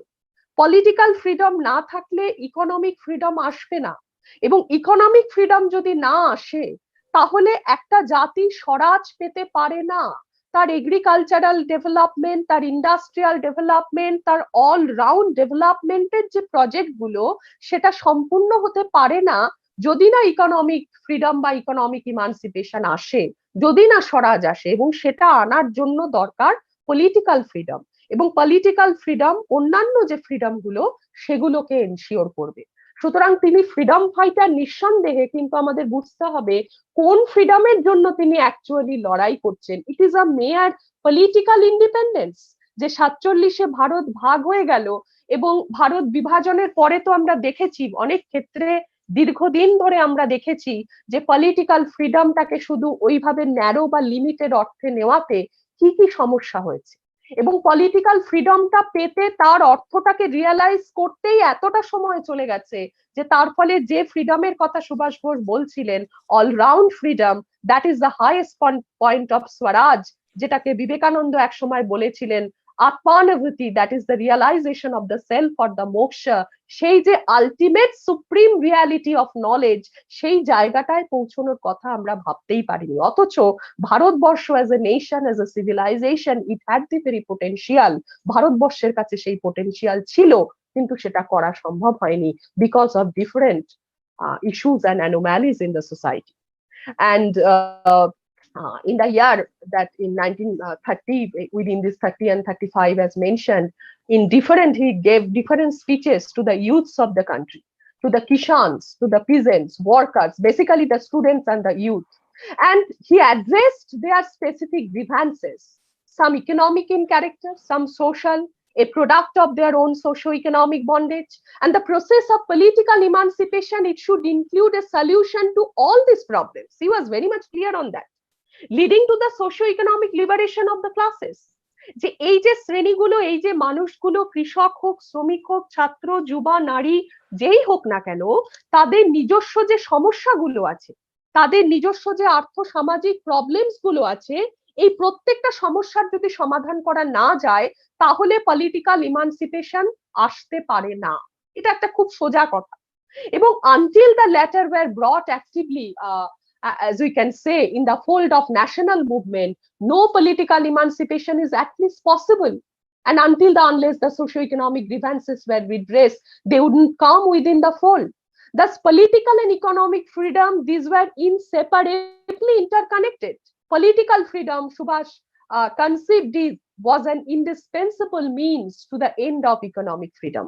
And his Shamyabadi Sangho, the future political party of India, as envisaged by him, it was to stand for the complete political and economic liberation. If we look at the British policy, you again and again mentioned that in India there cannot be the slightest doubt that England is determined to reserve India for her own exclusive exploitation, and that the Indian people will not be allowed to have either their political freedom or liberty to develop their country industrial. So he analyzes the motives of the British behind the policy of economic exploitation, and from economic standpoint, India is to supply Britain the raw materials, as you know, as a consumer of British manufacturers. So as a natural corollary to this industrialization concept, he advocated actually a sound system of state planning for the reorganization of the agricultural and industrial life of the country. And he envisaged the necessity of a national planning commission to enhance the industrial revolution, and which he was to follow based on the principles of national planning, growth and development of mother industries, that is power supply, metal production, technical education and research, free form of government control, permanent national research council, then economic survey of the present industrial position with a view to provide the necessary data for the commission. So it was an all-round activity. And this was Subhash Chandra's plan of reform and for a reconstruction of India. And it would connect with the future political sphere of the country, that the political system, it must be such as to be able to carry out the economic program in the best possible way. So we must have a political system, state of an authoritarian character, and the state was to be, however, it would be a stopgap arrangement in free India, being necessary to stand for a strong centralized authority to stabilize the new regime and implementation of the reform program. It's a matter of necessity for both political and economic reconstruction. And it was to voluntarily, gradually give way to the process of democracy and socialism from the points that emerged in the context of the relevance of Subhash Bose's economic ideas to his political thought. Political freedom was to be a means to the end and also the necessity. সুতরাং এই যে স্বাধীনতার পরে তিনি যে authoritarian স্টেটের কথা বলছেন, যে সরকারি নিয়ন্ত্রণের কথা বলছেন এবং তার সঙ্গে সঙ্গে নিয়ন্ত্রণ মুক্তির কথাও বলছেন, it would be a stop gap arrangement. এটা একটা অল্প দিনের একটা প্রজেক্ট, একটা স্টপ গ্যাপ অ্যারেঞ্জমেন্ট হিসেবে তিনি সেটাকে নিচ্ছেন, যেখানে রিফর্ম এবং পুরো রিকনস্ট্রাকশনের যে কাজটা যেটা সম্পূর্ণ করা যাবে। কিন্তু সমস্যা হলো যে সুভাষ বোস চলে গেলেন এবং স্বাধীনতার পরে আমরা দেখলাম, এটা নিয়ে বহু ঐতিহাসিক বহু লেখা হয়েছে, যে রাতারাতি যখন আমরা ফ্রিডমটা পেয়ে গেলাম এবং রাতারাতি আমরা অনেকগুলো অধিকার পেয়ে গেলাম। এবং এটা নিয়ে কিছুদিন আগেও একটা লেখা আমি পড়ছিলাম, যে পাশ্চাত্যের বিভিন্ন দেশে আজকে আমরা যে রাইটস গুলোর কথা বলি, সেটা সিভিল রাইটস হোক, কি ট্রেড ইউনিয়ন রাইটস হোক, কি নারীর ভোটাধিকার হোক, ইউনিভার্সাল অ্যাডাল্ট ফ্র্যাঞ্চাইজি হোক, হোয়াট এভার দ্য রাইটস, এবং এই রাইটস গুলো পাশ্চাত্যের জনগণকে, বিভিন্ন দেশের মানুষকে অর্জন করার জন্য দীর্ঘদিনের লড়াই করতে হয়েছে। কিন্তু আমাদের দেশে কি হলো, আমাদের দেশে এই লড়াইটা, স্বাধীনতা যখন পাওয়া গেল 47-এর মধ্যরাতের পরে আমাদের কনস্টিটিউশন এলো, প্রচুর অধিকার আমাদেরকে দিয়ে দেওয়া হলো, যে অধিকারগুলো আমরা লড়াই করে পেলাম না। যেহেতু আমরা স্বাধীন হয়ে গেছি, we have the right two frame our own constitution, we have been given, আমাদের সেই অধিকারগুলো আমাদের হাতে নষ্ট করে দেওয়া হলো। কিন্তু অধিকারের সঙ্গে যে জিনিসটা থাকে সেটা হচ্ছে দায়িত্ব বা কর্তব্য, সেগুলো সম্বন্ধে আমরা অবহিত হতে পারলাম না। কারণ আমরা অনেকেই কিছু কিছু অধিকার উইদাউট এনি ফাইট, তার গুরুত্ব না বুঝেই আমাদেরকে দিয়ে দেওয়া হয়েছিল এবং আমরা যদি নেহেরুভিয়ান পলিসি এখানে দেখি, on the basis, on the argument that India is a civilisational nation, ভারতবর্ষকে নতুন করে ডেমোক্রেসির পাঠ শেখানোর দরকার নেই, প্রজাতন্ত্রের পাঠ শেখানোর দরকার নেই। ভারতবর্ষে অনেক পুরোনো দিন থেকে প্রজাতন্ত্র ছিল। সেই চোল আমলের ইতিহাস যখন পড়ি, আমাদের ছাত্রদের এই প্রশ্নটা দেওয়া হয় যে চোল আমলে প্রজাতান্ত্রিক ইউনিটস ছিল, এবং এই প্রজাতন্ত্রের ধারণা, গণতন্ত্রের ধারণা, এগুলো ভারতবর্ষে ছিল, শুধু হারিয়ে গেছে বা সেটা ধামাচাপা পড়ে গেছে, সেটার উপরে অনেক দিনের আরো কিছু আইডিয়াজ এসে সেগুলোকে রিপ্লেস করে দিয়েছে। সুতরাং ভারতবর্ষের মানুষকে যদি ডেমোক্রেসির আইডিয়া দেওয়া হয়, তাদেরকে যদি কনস্টিটিউশনালিজমের আইডিয়া দেওয়া হয়, they can adopt, because they are very much with the process. তারা প্রসেসের মধ্যে আছে, তারা প্রসেসের বাইরে নেই। স্বাধীনতার পরে এই জায়গাগুলোকে রাতারাতি এই অধিকারগুলো বা এই ধরনের কনসেপ্ট গুলো মানুষের কাছে পৌঁছে দেওয়া হলো, বাট আনফরচুনেটলি তার জন্য যে প্রি রিকুইজিট গুলো দরকার সেগুলো খতিয়ে দেখা হলো না, যে মানুষ সেগুলোকে হ্যান্ডেল করতে পারবে কিনা।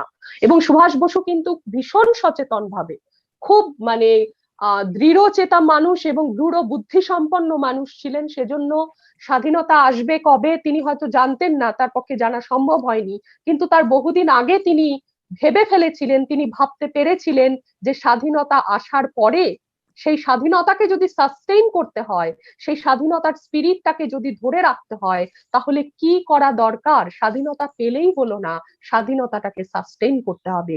সেই জন্য ধাপে ধাপে তিনি তার ভিজুয়ালাইজেশন অফ ফিউচার ইন্ডিয়া, আগামী দিনের ভারতবর্ষ, তার রাষ্ট্র পরিচালনার নীতি, তার অর্থনৈতিক নীতি, সমাজনীতি, প্রত্যেকটা নিয়ে একের পর এক তিনি কথা বলে গেছেন, লিখে গেছেন, মানুষকে বোঝানোর চেষ্টা করেছেন। এবং ম্যাম, আপনাকে একটু ইন্টারাপ্ট করছি, আমাদের একটা ইন্টারাক্টিভ সেশন আছে আপনার সাথে, তো আপনি যদি একটু 5-10 মিনিটের মধ্যে র‍্যাপ আপ করতে পারেন, আমাদের প্রশ্ন জমেছে অনেকগুলো। I am already on the verge of conclusion. Okay. Thank so, you. Subhash wanted that on the advice of the Planning Commission, state would adopt a comprehensive scheme of for gradually socializing the entire agriculture and industrial system in the sphere of production and distribution.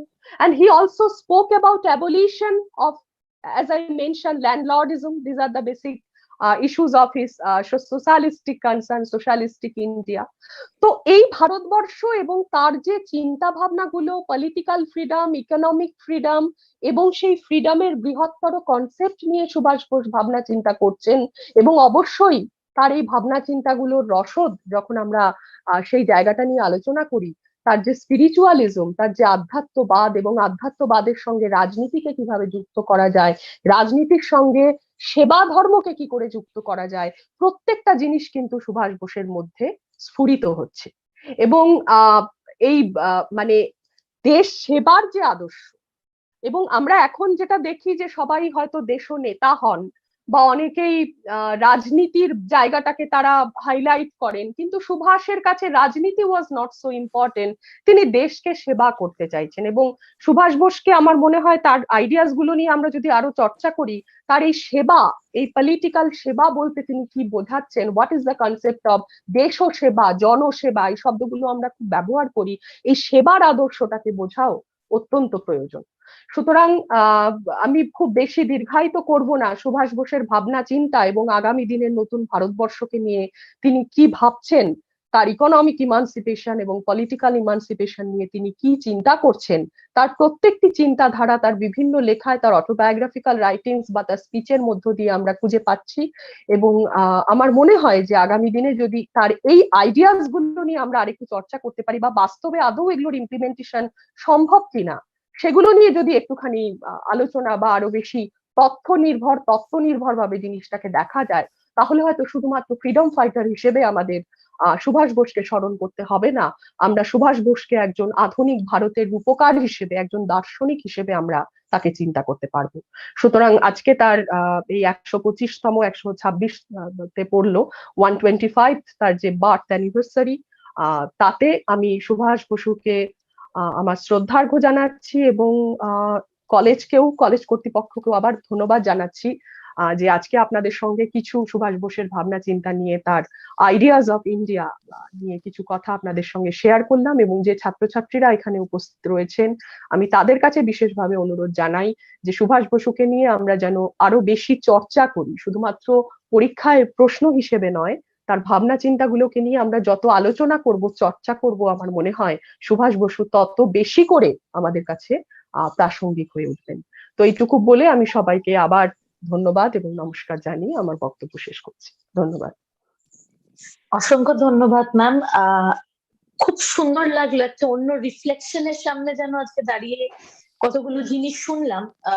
Great Patriot, freedom fighter হিসেবে ওনাকে ছোটবেলা থেকে চিনে এসছি, কিন্তু একজন socio political thinker হিসেবে আপনি যেভাবে ওনাকে উপস্থিত করেছেন আজকে আমাদের সামনে, সেটা সত্যি মনে হয়, সত্যি আমি তো একেবারেই নতুন করে জানলাম যে উনি এতটা ভাবনা চিন্তা দিয়েছেন রাষ্ট্র দর্শনের মধ্যে। সেটা শুনতে খুব ভালো লাগলো। কিন্তু আমার নিজস্ব একটা প্রশ্ন আছে যেটা আমি করব, কিন্তু তার আগে আমার কাছে যে প্রশ্নটা অলরেডি আছে আমি সেটা একটু আপনার কাছে নিয়ে যেতে চাই। ইতিহাসের অধ্যাপক দেবব্রত ঘোষ, দেবদা তুমি কোয়েশ্চেন করবে, নিজে করে নাও, আমি পড়ছি না তোমার কোয়েশ্চেনটা, ঠিক আছে?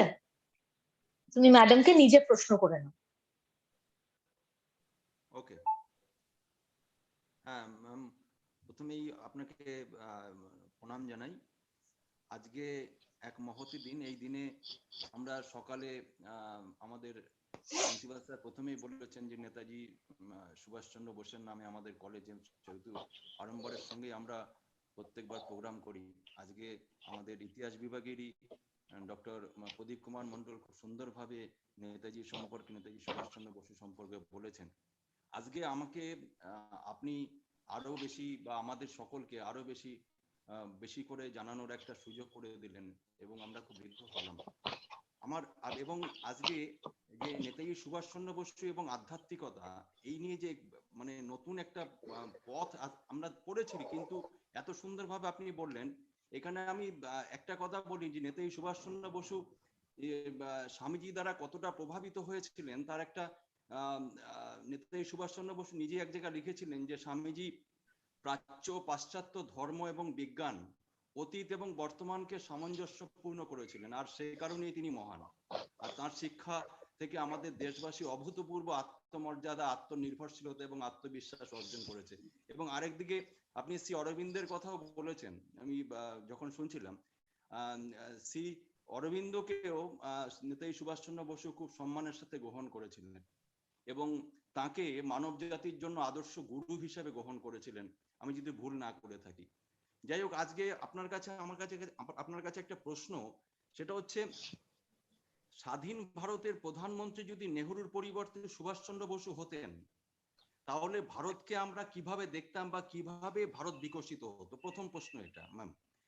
আর দ্বিতীয় প্রশ্ন হচ্ছে, সুভাষচন্দ্র বসু সমাজতান্ত্রিক রাষ্ট্র হিসাবে ভারতকে দেখতে চেয়েছিলেন এবং ভবিষ্যৎ ভারতবর্ষ কেমন হবে এ নিয়ে নেহরুর সঙ্গে তার কি কোনো মতপার্থক্য ছিল? এই হচ্ছে দুটো প্রশ্ন। আরেকটা প্রশ্ন আছে, সেটা হচ্ছে দেখুন আমাদের সকলের মধ্যেই একটা এখনো পর্যন্ত নেতাজি নিয়ে একটা নেতাজি আছেন কি বা নেই এই নিয়ে এখনো মানুষের মধ্যে মানে একটা কি বলবো উৎসাহ রয়েছে, একটা বিতর্ক রয়েছে মানুষের মধ্যে। আমার এখানে প্রশ্ন যে অন্তর্ধান না মৃত্যু? আজকে 125তম জন্ম জয়ন্তীতে এই আজও রহস্যে নেতাজি, এটার যদি একটু উদ্ঘাটন করেন। আর সবশেষে আমি বলি যে আমি যদি না ভুল করে থাকি আপনি একটু কারেকশন করে দেবেন, 1943 সালে সিঙ্গাপুরে প্রথম ভারতবর্ষকে স্বাধীনতা ঘোষণা করেছিল হচ্ছে নেতাজি সুভাষচন্দ্র বসু, এবং প্রথম আজাদিন সরকার ঘোষণা করা হয়, এবং সেই সময় দাঁড়িয়ে প্রথম প্রধানমন্ত্রীও তিনি সরকারের প্রধান হয়েছিলেন, মানে প্রধানমন্ত্রীও তিনি ছিলেন। সেই দিক থেকে তাকিয়ে আমরা কি কোন একটা বিতর্ক চলে আসে যে ভারতবর্ষের প্রধানমন্ত্রী, অনেকেই বিতর্কে অংশ করছেন আর কি এখন ইদানিংকালে বেশি, যে ভারতবর্ষের প্রথম প্রধানমন্ত্রী হিসেবে তাকে দেখতে বলতে পারি, এই একটা প্রশ্ন। কেন কি সেই সময় জার্মানি, জাপান, ইতালি, থাইল্যান্ড এই সমস্ত বিভিন্ন রাষ্ট্র এই আজাদিন সরকারকে মান্যতা দিয়েছিল। ঠিক আছে, এই কয়েকটা প্রশ্ন যদি আমাকে একটু উত্তর দেন আমি খুব বাধিত হব ম্যাম। আচ্ছা, অনেক ধন্যবাদ। সেটা হলো যে প্রথমে আপনি অনেকগুলো পয়েন্টস আপনি এখানে রেজ করেছেন, প্রত্যেকটাই একটু দীর্ঘ আলোচনার দাবি রাখে। তো প্রথমে বোধহয় আপনি বলছিলেন যে যদি নেহেরুর বদলে সুভাষ বসু প্রধানমন্ত্রী হতেন। দেখুন ব্যাপার হচ্ছে, আমার যেটা ব্যক্তিগতভাবে মনে হয় যে স্পেকুলেশনস গুলো এরকম আমাদের ইতিহাসে চলেই আসে, যে এটার বদলে যদি ওটা হতো, এটার বদলে এটা হতো। তবে এইটুকু এই স্পেকুলেশন গুলো আমার কাছে খুব একটা গুরুত্বপূর্ণ নয়, কারণ এটা ঠিক হয়নি সেহেতু আমরা তার মানে টোটালিটি দিয়ে ইতিহাসে আমরা ফ্যাক্ট বিচার করে বলতে পারছি না, গোটাটাই অ্যাজাম্পশনের উপর রাখতে হচ্ছে যে কি হতে পারতো। তো এবার সেক্ষেত্রে ওই নেতাজির সাথে নেহেরুর যে দ্বন্দ্ব, এটা বহু হাইলাইটেড একটা বিষয়, এবং বা নেতাজির সাথে গান্ধীর কি তফাৎ ছিল ভাবনা চিন্তায়, এটা মেনেও আমরা বলতে পারি যে সমাজতন্ত্রের প্রতি সুভাষচন্দ্র আকৃষ্ট হয়েছিলেন, এবং নিঃসন্দেহে তিনি মার্কসিয়ান সমাজতন্ত্রের মধ্যে যে আন্তর্জাতিকতাবাদের আবেদন আছে সেটাকেও তিনি স্বাগত জানিয়েছিলেন, এবং তিনি স্পষ্ট বিশ্বাস করতেন যে জাতীয়তাবাদ থেকেই আন্তর্জাতিকতার ভিত্তি প্রস্তুত হবে, এবং সেই আন্তর্জাতিকতার ভিত্তি তখনই এটা সফলভাবে কাজে লাগানো যাবে যদি সমাজতান্ত্রিক বিশ্বায়নের যে ধারণা সেটা তার মধ্যে থাকে। তো এই যে বেসিক সোশ্যালিস্টিক যে ফিলোসফি সেটা সুভাষচন্দ্রের মধ্যে ছিল। কিন্তু ওই প্রথমেই আমি যে কথাটা বললাম, যেটা নেহেরুর থেকে তার হয়তো সব থেকে বড় ভাবনা চিন্তায় ডিফারেন্স, যে ইন্ডিয়ান ক্যারেক্টার এবং ইন্ডিয়ান স্পিরিট অফ সোশ্যালিজম, এটা কিন্তু সুভাষ বোস তার গোটা জীবন দিয়ে সেটাকে ইমপ্লিমেন্ট করতে চাইছেন, যেটা হয়তো নেহেরুর মধ্যে নেই। নেহেরুর মধ্যে তার যে সমাজতন্ত্রের ভাবনা, তার যে সোশ্যালিজম, তার মধ্যে একটা মানে একটা তথাকথিত মেইন স্ট্রিম সোশ্যালিজম বা কিছু ফর্মুলা ওরিয়েন্টেড সোশ্যালিজম, সেটা নিয়ে নেহেরু ভাবনা চিন্তা করেছেন দীর্ঘ সময় ধরে, এবং তিনি সুযোগটাও পেয়েছেন। কিন্তু সমস্যাটা হচ্ছে যে সুভাষচন্দ্র দীর্ঘদিন সময় পাননি। যদি তার হাতে গদি আসতো, তিনি ভারতের প্রধানমন্ত্রী হতেন, তাহলে হয়তো তার এক্সপেরিমেন্টটা আর একটু ডিটেলে তিনি করতে পারতেন, যেটা যেটা তিনি বলছেন ইন্ডিয়ান স্পিরিট বা যে complete liberation, economic political liberation, এগুলো বলতে ঠিক তিনি কি বোঝাতে চাইছেন সেটা আমাদের তার লেখাগুলো পড়ে একটা ধারণায় আমরা পৌঁছতে পারি। কিন্তু বাস্তবে তিনি কি যেভাবে নেহেরু মিক্সড ইকোনমির কথা বলছেন, বা যেভাবে তিনি প্রাইভেটাইজেশন বা তার সঙ্গে সঙ্গে পাবলিক এবং প্রাইভেট দুটোকে ইকুয়ালি এগিয়ে নিয়ে যাওয়ার কথা বলছেন, বা যে ধরনের আন্তর্জাতিক পলিসি নেহেরু নিতে চাইছেন, বা একটা মেরিটোক্রেসি তৈরি করতে চাইছেন, বা যেভাবে এই পঞ্চবার্ষিকী পরিকল্পনা যেভাবে ভাবছেন, তো সেইভাবে সুভাষ ভাবতেন কিনা সেটা একটা অন্য প্রশ্ন। হয়তো তিনি সেভাবে ভাবতেন না, কারণ সুভাষের ভাবনা চিন্তায় আমরা ওই যে একটু আগে আমি বলছিলাম যে একটা স্ট্রং অথরিটেটিভ সেন্ট্রাল গভর্নমেন্ট, এইটা সুভাষ বারবার করে বলে গেছেন। এবং এই স্ট্রং অথরিটেটিভ সেন্ট্রাল গভর্নমেন্ট কিছুদিনের জন্য তো অ্যাটলিস্ট ফর 20 ইয়ার্স স্বাধীনতা প্রাপ্তির পরে ভারতবর্ষে থাকতে হবে। সেটাকে যদি প্রথমেই ইলেকশনিং বা ওই ইলেকটোরাল মোবিলাইজেশন, গণতন্ত্র, এটার মধ্যে যদি একটা সদ্য স্বাধীনতা প্রাপ্ত দেশকে ছেড়ে দেওয়া হয় প্রসেসটার মধ্যে, তাহলে যে সমস্যাগুলো আসতে পারে সেটা কিন্তু সুভাষ স্পেকুলেট করছেন। কিন্তু নেহেরুর ক্ষেত্রে আমরা এই ধরনের কোনো স্পেকুলেশনের কোনো অবকাশ নেই। তিনি স্বাধীন ভারতের প্রথম প্রধানমন্ত্রী হলেন এবং তারপর থেকে তিনি একদম মানে পপুলার মডেলে, যে পপুলার পলিটিক্স যেটাকে বলে, সেই ধরনের একটা রাজনীতি করতে তিনি শুরু করলেন, যার সুফলও ছিল, তার কুফলগুলো অতি সত্বর আমরা দেখতে পেয়েছি। সুতরাং সুভাষচন্দ্রের ক্ষেত্রে প্রধানমন্ত্রী হলে হয়তো তার ভাবনা চিন্তাগুলোর যে আভাস তিনি অলরেডি তার লেখায় বা ভাষণে দিয়ে গিয়েছেন, আমার মনে হয় আমরা একটু অন্য ধরনের একটা এক্সপেরিমেন্টেশনের মধ্য দিয়ে যেতে পারতাম। তার যে সমাজতন্ত্র বা তার যে রাষ্ট্র সম্পর্কিত যে ধারণা বা তার যে সেকুলারিজমের ধারণা, সেটাও নেহেরু থেকে আলাদা ছিল।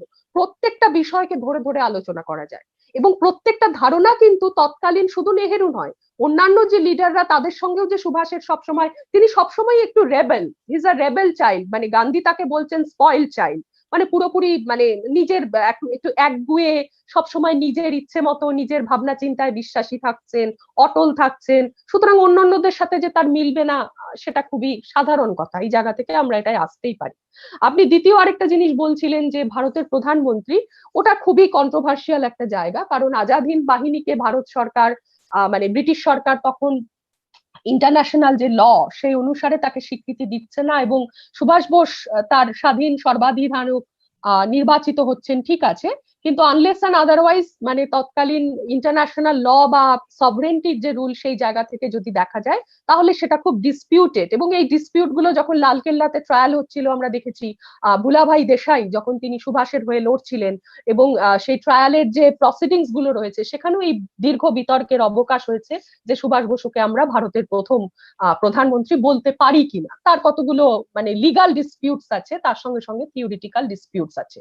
আর তৃতীয় যে ব্যাপারটা আপনি বলছিলেন তার মানে মহানিষ্ক্রমণ বা তার মৃত্যুর ব্যাপারটা বোধহয় আপনি একটুখানি রেফার করলেন যে সেই জায়গাটা, হ্যাঁ, অন্তর্ধান না মৃত্যু, সেটা আমার মনে হয় এটা এখন একটা সেন্সিটাইজ একটা টপিকে পরিণত হয়েছে এবং এখানে যে পারছে সেই মতামত দিচ্ছে।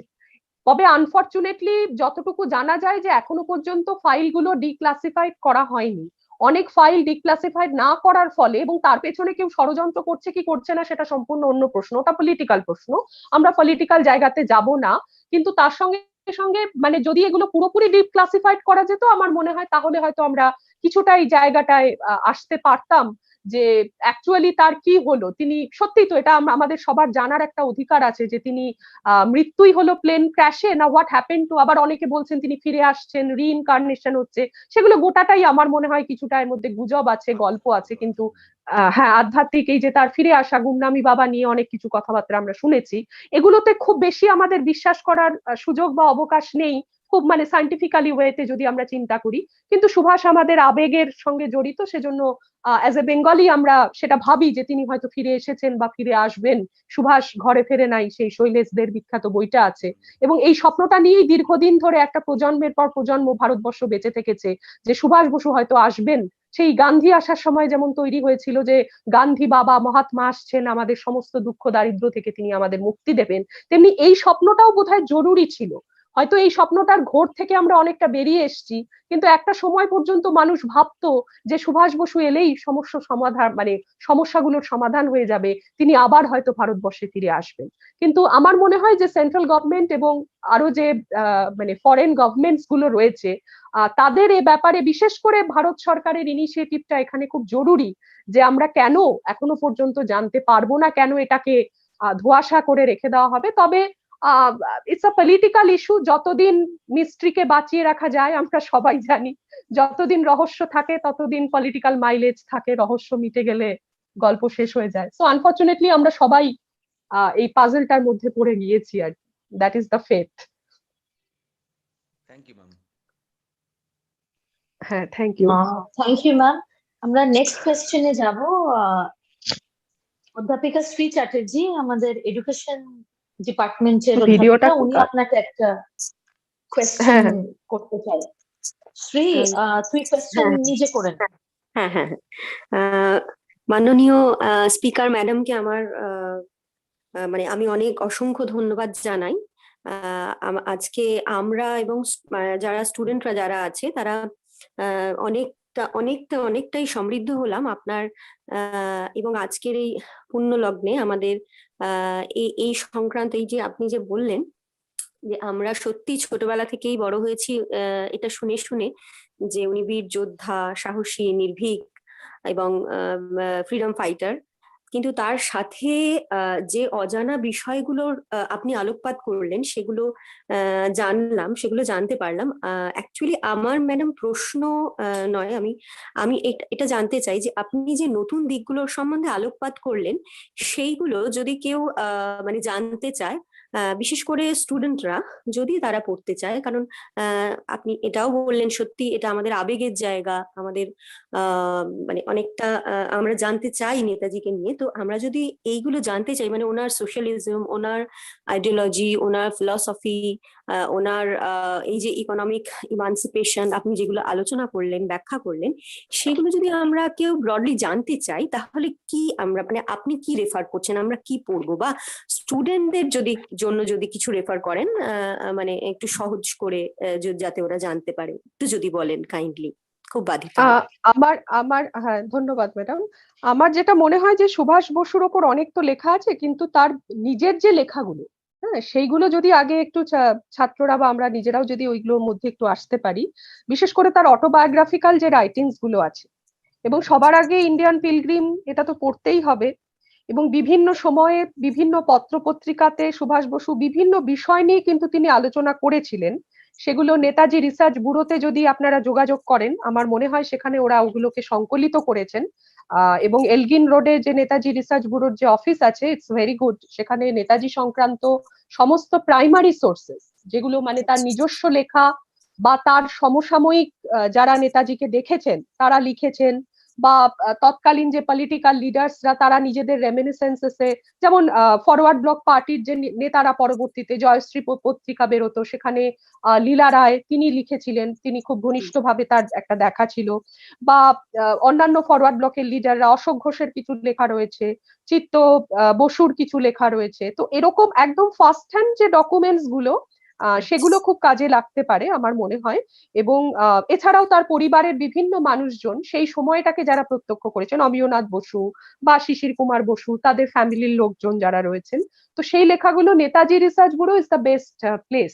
বা আমাদের কলকাতায় যেটা রয়েছে সেন্টার ফর এশিয়ান স্টাডিজ একটা রয়েছে, সেখানেও কিন্তু নেতাজির ওপরে অনেক গুরুত্বপূর্ণ লেখা ডকুমেন্টস গুলো আছে। সেগুলো যদি দেখা যায় আমার মনে হয় অনেকটা কাজে লাগতে পারে আর কি।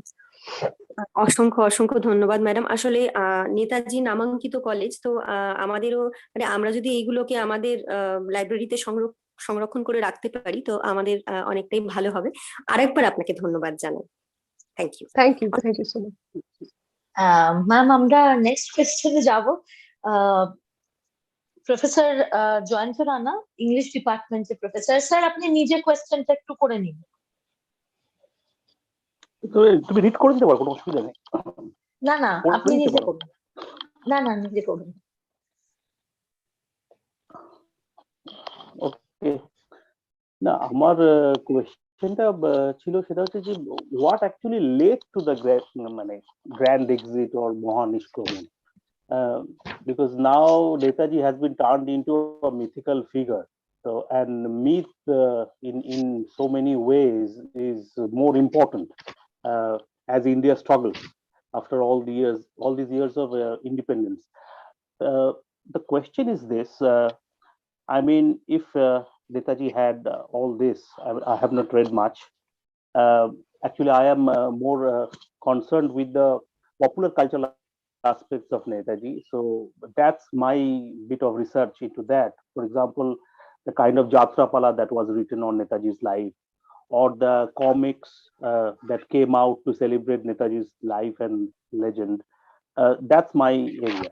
But if I am allowed to ask a question relating to the political career of Netaji, then this is about what led to Netaji's exit.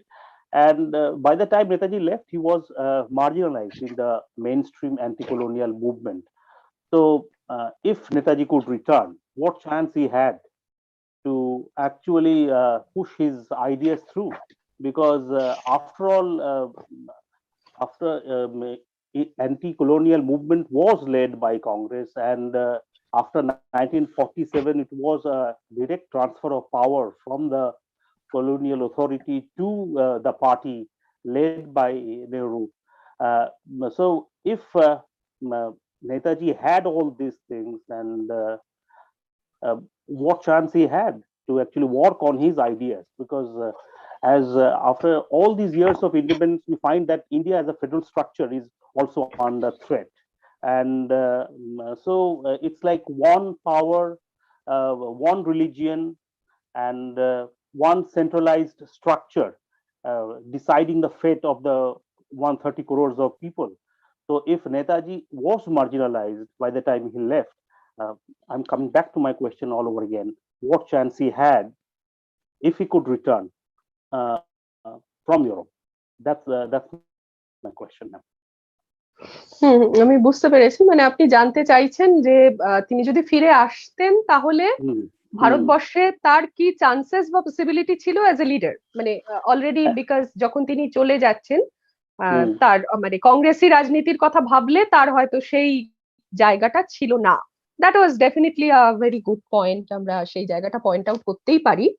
তবে এটা আমি প্রথমেই বলি যে কংগ্রেসি রাজনীতির ওপরে আমি মার্জিনালাইজ তাকে বলছি আমরা because of his position in the Congress hierarchy, এবং বিভিন্ন জায়গা থেকে তাকে হিউমিলিয়েশন সহ্য করতে হয়েছে। আমরা যদি লিওনার্ড গর্ডনের এখানে খুব ভালো লেখা রয়েছে ব্রাদার্স এগেইনস্ট দ্য রাজ, এই বইটা দেখি, বিশেষ করে আমাদের দুজন শরৎ বোস এবং সুভাষ বোসের উপরেই লেখা বইটা। তো এখানে খুব ভালোভাবে উনি এই পয়েন্টসটা আলোচনা করেছেন যে সুভাষ বসুকে বিভিন্ন কর্নার থেকে হিউমিলিয়েট হতে হচ্ছে, not from Congress but also from communist and the socialist, কারণ তিনি নিজের ভাবনা চিন্তার সাথে আপোষ করতে পারছেন না। এবং তিনি যখন, এবং তার এই যে ফরওয়ার্ড ব্লক বা লেফটিস্ট কনসলিডেশনের যে স্বপ্ন, সেটাও তিনি বুঝছেন যে এটাও সফল হবে না, সফল হতে দেবে না। এবং তার কাছে কিন্তু একটা সময় প্রচন্ড ফ্রাস্ট্রেশন যে এখানে আর কোনো জায়গা কিছু নেই ভারতবর্ষ থেকে ব্রিটিশের বিরুদ্ধে আন্দোলন করার, আর কোনো উপায় নেই, যদি কিছু করতে হয় তাহলে ভারতের বাইরে থেকে, ভারতের বাইরে গিয়ে সেই কাজটা সম্পূর্ণ করতে হবে। এবং ভারতের স্বাধীনতা সংগ্রামের মানে জায়গাটাকে পাকাপোক্ত করার জন্য যে ইন্টারন্যাশনাল সাপোর্টের দরকার, এটা কিন্তু সুভাষের মতো আর কোনো কংগ্রেস লিডার সেই সময় ছিলেন না যারা এটা বুঝতে পারতেন।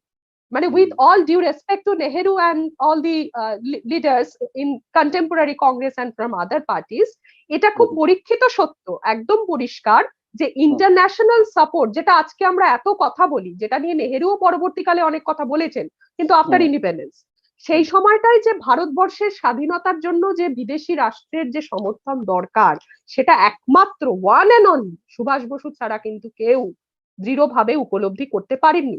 এবং জাতীয় কংগ্রেসের নেতাদের মধ্যে এমন একটা প্যারোকিয়াল কালচার ছিল, it's very much unfortunate to say like that, but it was parochialism, regionalism, there are so many disputes, যার জন্য কিন্তু হয়তো তারা মানে রিজিওনাল জায়গাটাকেই তারা ওভারকাম করে উঠতে পারেননি অনেক সময় ন্যাশনাল ক্ষেত্রে, এবং ন্যাশনালকে অতিক্রম করে ইন্টারন্যাশনালে যাওয়ার ভাবনা সেটা তো আরো দূরের প্রসঙ্গ।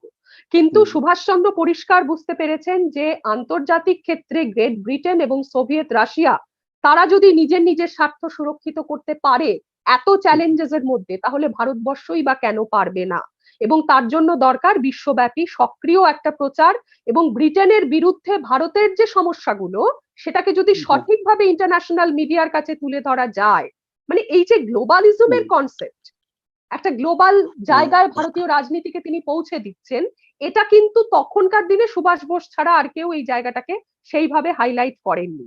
এবং তিনি খুব পরিষ্কারভাবে বুঝতে পেরেছিলেন যে ভারতের পক্ষ থেকে ইন্টারন্যাশনাল পলিটিক্সে সক্রিয়ভাবে তার নিজস্ব মতামত রাখার জায়গা তৈরি করা হবে। সেখানে বিশ্বের অর্থনীতি হোক, বা নিরস্ত্রীকরণের জায়গাটা, ডিসআর্মামেন্টের যে প্রশ্ন সেটা হোক, বা ডিপ্রেশন, পোস্ট ডিপ্রেশন, ইকোনমিক রিফরমেশনের জায়গা হোক।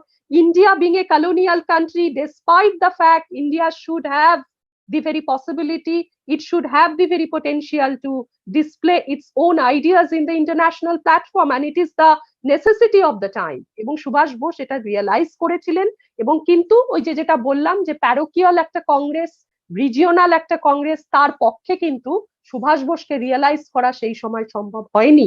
এবং তার যে সোশ্যালিজম, যখন সেই সোশ্যালিজম ইন্টারন্যাশনাল মডেলের সঙ্গে মিলছে না, ইন্টারন্যাশনাল মডেলের সঙ্গে যখন সোশ্যালিজমকে মেলানো যাচ্ছে না, যেই সোশ্যালিজমের পাঠ করে ভারতের অন্যান্য সোশ্যালিস্টিক লিডাররা যারা রাজনীতি করছেন সেই সোশ্যালিজমের পাঠ করে তারা এসছেন, সেই সোশ্যালিজমের সঙ্গে যখন সুভাষ বোসের সোশ্যালিজমকে মেলানো যাচ্ছে না, তাকে একঘরে করে দেওয়া হচ্ছে। আপনি কারেক্টলি শব্দটা বলেছেন, তাকে একঘরে করে দেওয়া হচ্ছে। কিন্তু তারপরেও আমরা এটা বলতে পারি, যেটা পপুলার সাপোর্ট, নেহেরুর পেছনে পপুলার সাপোর্ট ছিল, এটা অস্বীকার আমরা করি না, আছে, কিন্তু সুভাষ বোসের পেছনে তার দ্বিগুণ পপুলার সাপোর্ট ছিল। ছাত্র এবং যুবকদের মধ্যে তার যে ইম্প্যাক্ট এখনো আমরা বুঝতে পারছি, মানে পপুলার সাপোর্ট কিরকম হতে পারে। আজকে যদি সুভাষ বোস কোনো একটা কনস্টিটিউন্সিতে এসে দাঁড়ান, তাকে দাঁড়াতেও হবে না, মানে এই খবরটাতেই আমরা উদ্বেলিত হয়ে গিয়ে হয়তো ভারতের আজকে যদি সুভাষ, অন্য সুভাষও আমাদের কাছে ফিরে আসেন, will vote for him because popular support is very strong till now. সুতরাং নেহেরু তাকে জায়গা দিলেন কি দিলেন না, কংগ্রেসের প্যারোকিয়াল লিডাররা তাকে বুঝতে পারলেন কি পারলেন না, হোয়াট ইজ দ্য ফ্যাক্ট যে সুভাষ যদি ফিরে আসতেন, he had the very highest possibility to become the very best popular leader in India, and of course the prime minister of India. সুতরাং এই ভরসাটা ছিল, এবং এটা কংগ্রেসের লিডাররা সুভাষকে না মানলেও অনেকেই মানতে পারেননি, তারা ভয় পেয়েছিলেন। They had the very fear in mind, যদি কেউ থেকে থাকে যে কংগ্রেসের হায়ারার্কিকে, লিডারশিপকে চ্যালেঞ্জ করতে পারে, দ্যাট ইজ সুভাষ বোস। এবং আমি সেই জায়গাটায় যাব না, তাহলে আজকে তার জন্মদিনে আমরা ডিসপিউটে যেতে চাই না, তাকে আমরা হাইলাইট করব, তার সমকালীন সবাইকেই হাইলাইট করব, কারণ একটা মানুষ তার সমস্ত গণ্ডি নিয়েই একটা মানুষ, তার বন্ধু বান্ধব শত্রু মিত্র সবাইকে নিয়েই তো তিনি, কাজেই তার সেই জায়গাটায় আমি যেতে চাইছি না। কিন্তু in spite of the fact আমার মনে হয় if he came back, if he returned, there would be another history definitely. তাকে আর ওই মার্জিনাল হয়ে থাকার মতো সুভাষ বোস ছিলেন না। বাঙালির ছেলে হয়ে যে এত বড় রিস্ক নিতে পারেন, যে রাতারাতি কিছু না জেনে একদম মানে বাড়ি ছেড়ে চলে গেলাম, ছদ্মবেশে চলে গেলাম, কোনো বাঙালির ছেলে বোধহয় আজ পর্যন্ত এই সাহস দেখাতে পারেনি যেটা সুভাষ বোস দেখাতে পেরেছে। তো এটা আমার ব্যক্তিগত মতামত। Thank you ma'am. নেক্সট কোয়েশ্চেনে যাব, ইংলিশ ডিপার্টমেন্ট থেকে, ইংলিশ ডিপার্টমেন্টের প্রফেসর রনিত রায়। রনিত, তুই কোয়েশ্চেনটা নিজেই করে নে, আমি রিড আউট করছি না। কি আছিস? হ্যাঁ ঠিক আছে, তাহলে তুই ম্যামকে নিজেই question. He was tremendously, Subhash Bose was tremendously Vivekananda, and we know that from various philosophers as well. My question is, how is Vivekananda's ideology and Marxist socialism and Bose's extremist principles, later on we see, how are they interlinked, or how are they intertwined, or how did the evolution so-called happen? We also know that he was from a Bengali elite family of that time, of the contemporary period. So a bit of light. Thank you. হ্যাঁ, ব্যাপারটা হচ্ছে এখানে তিনটে বিষয় আমি যেটা দেখতে পাচ্ছি, পুরোটা লেখা রয়েছে, তিনটে বিষয় আপনি তুলেছেন। একটা হচ্ছে বিবেকানন্দের ideology, Marxist socialism and extremist principles of Bose. আচ্ছা, এখানে একটু বলে রাখা ভালো যে বিবেকানন্দ বা বোস, তাদের সোশ্যাল, মানে বিশেষ করে বোসের ক্ষেত্রে, বোসের সোশ্যালিজম যেটা আমি আমার বলার সময় বললাম, it was not like Marxist socialism in toto. কারণ মার্কসিস্ট সোশ্যালিজমের যে পাঠ বা তার যে ধারণা, তার থেকে একটু আলাদাভাবে সুভাষ বসু চিন্তা করছেন। সেই আলাদা জায়গাগুলো কি কি সেটা আলোচনা সাপেক্ষ। এবার কথা হচ্ছে যে বিবেকানন্দের ইডিওলজি, এখানে বিবেকানন্দের যে সমাজবাদ, আপনি ইডিওলজি বলতে নিশ্চয়ই সোশ্যালিজমের জায়গাটাকেই বোঝাচ্ছেন। বিবেকানন্দের সমাজবাদটা কিন্তু সম্পূর্ণ বৈদান্তিক সোশ্যালিজমের ধারণায় তিনি এটাকে গড়ে তুলছেন। এবং বিবেকানন্দ চলে যাচ্ছেন 1902 সালে, যখন এক্সপেরিমেন্টাল ওয়েতে, যখন পাশ্চাত্যের অন্য দেশগুলো যখন সোশ্যালিস্টিক রেভলিউশন বা সোশ্যালিজমের কথা চিন্তা করবে, তার বহুদিন আগেই বিবেকানন্দের মৃত্যু হচ্ছে, এবং বিবেকানন্দের যা এন্টায়ার ভাবনা চিন্তা সেটা তার আগেই আমরা দেখতে পাচ্ছি, তার বিভিন্ন অকেশনে তিনি সেগুলো বা শিকাগো হোক বা অন্যান্য লেখাপত্রে আমরা দেখতে পাচ্ছি। এবং বিবেকানন্দের যে বেদান্তিক সোশ্যালিজম বা বেদান্তিক মোনোথিজমের আদর্শে যে সোশ্যালিজম বা সমাজবাদের কথা তিনি বলছেন, সেখানে কিন্তু কোনো ধরনের মানে পাশ্চাত্যের ইনফ্লুয়েন্স বলুন বা কোনো ধরনের একটা পজিটিভ ইনফ্লুয়েন্স কারোর কাছ থেকে আসছে ব্যাপারটা তা নয়। তিনি পাশ্চাত্যের ফিলোসফারদের সঙ্গে কন্টিনিউয়াস একটা ইন্টারাকশনের মধ্যে রয়েছেন। তার সাথে হাওয়ার্ড স্পেন্সারের লেখা বা তার দ্বারা তার মধ্যে একটা প্রভাব সেখানে পড়েছে নিঃসন্দেহে, বা পজিটিভিস্ট যারা ছিলেন আগস্ট কোম বলুন বা অন্যান্যরা বলুন, তাদের সাথেও এক্সচেঞ্জ আছে। এবং বিবেকানন্দ সেই সময়টায় যে ধরনের সমাজবাদের কথা চিন্তা করছেন সেটাও একটা প্রচন্ড এক্সপেরিমেন্টাল সমাজবাদ। এবং এই জীবে প্রেম করে যেই জন সেই জন সেবিছে ঈশ্বর, এবং ঈশ্বরকে এর মধ্যে নিয়ে আসা বা বেদান্তিক মোনোথিজমে পৌঁছনো, সমাজবাদের মধ্য দিয়ে একটা ডিভিনিটির জায়গাতে পৌঁছনো বা নিজেই ঈশ্বর হয়ে ওঠা, এই কনসেপ্ট গুলো কিন্তু বিবেকানন্দের একদম নিজস্ব কনসেপ্ট। কিন্তু যেটা প্রবলেমেটিক জায়গা, প্রবলেমটা এখানেই যে এই কনসেপ্ট গুলো থিওরিটিক্যালি, আমি বলছিলাম থিওরিটিক্যালি সেগুলোকে লেখা বা সেগুলোকে নিয়ে ডিসকাস করা এক জিনিস, কিন্তু যখন সেটাকে আমার পলিটিক্স এর ক্ষেত্রে বা রাজনীতির ক্ষেত্রে ইমপ্লিমেন্ট করতে হচ্ছে, that is the biggest problem. এবার এক্সট্রিমিজমের সাথে এখানে খুব একটা কিছু বিরোধ নেই, কারণ এক্সট্রিমিজমটাও মাস্কিউলিনিটিতে বিশ্বাস করছে। এক্সট্রিমিজম মানে হচ্ছে সেলফ, আত্মকে জাগানো, আত্মকে জাগানোর মধ্য দিয়ে নিজের পৌরুষকে জাগানো, যেটা বিবেকানন্দ কিন্তু বারবার করে এই প্রসঙ্গটা তিনি অবতারণা করেছেন। যে মিনমিনে গতার সেই বিখ্যাত কথাই আছে আমার মনে পড়ছে, যে মিনমিনে গলায় গান করে দেশটা মেয়েদের দেশ হয়ে যাচ্ছে, এখন যেটা দরকার পায়ের রক্ত মাথায় তোলা। সুতরাং মাস্কিউলিনিটি বা পৌরুষের যে সাধনা, সেটা বিবেকানন্দের জাতীয়তাবাদের ভিত্তি তৈরি করেছে। এবং সেই মাস্কিউলিনিটির কনসেপ্ট আমরা বঙ্কিমচন্দ্রের লেখাতে তার ভাবনার মধ্যেও পাচ্ছি। এবং এই মাস্কিউলিনিটি বা পৌরুষের জাগরণ, পৌরুষের মধ্যে দিয়ে নিজের আত্মশক্তির জাগরণ, এটা বিবেকানন্দের এই কনসেপ্টটা তিনি নিয়ে আসছেন। এবং তিনি বলছেন যে আত্মশক্তির জাগরণ যদি সেলফকে জাগানো যায়, সেলফকে জাগানো মানে কি ডিভিনিটিকে সেলিব্রেট করা, নিজের মধ্যে যে ডিভিনিটি ওই সেই একই উপনিষদিক কনসেপ্ট, সবার মধ্যে একই divinity. This is a equal society, this is a equal platform where everybody is coming from the supreme being and it's going back to the supreme being or the Brahma. সুতরাং যেখান থেকে এসেছে উপনিষদের শ্বেতাশ্বর উপনিষদ বলছে পূর্ণমাদাং পূর্ণমিদং পূর্ণাৎ পূর্ণমদচ্যতে পূর্ণেশ্ব পূর্ণমাদায় পূর্ণমেবাবশিষ্যতে। যেখান থেকে আসছে সেটাও পূর্ণ, যেখানে ফিরে যাবে যেটা পড়ে থাকছে সেটাও পূর্ণ।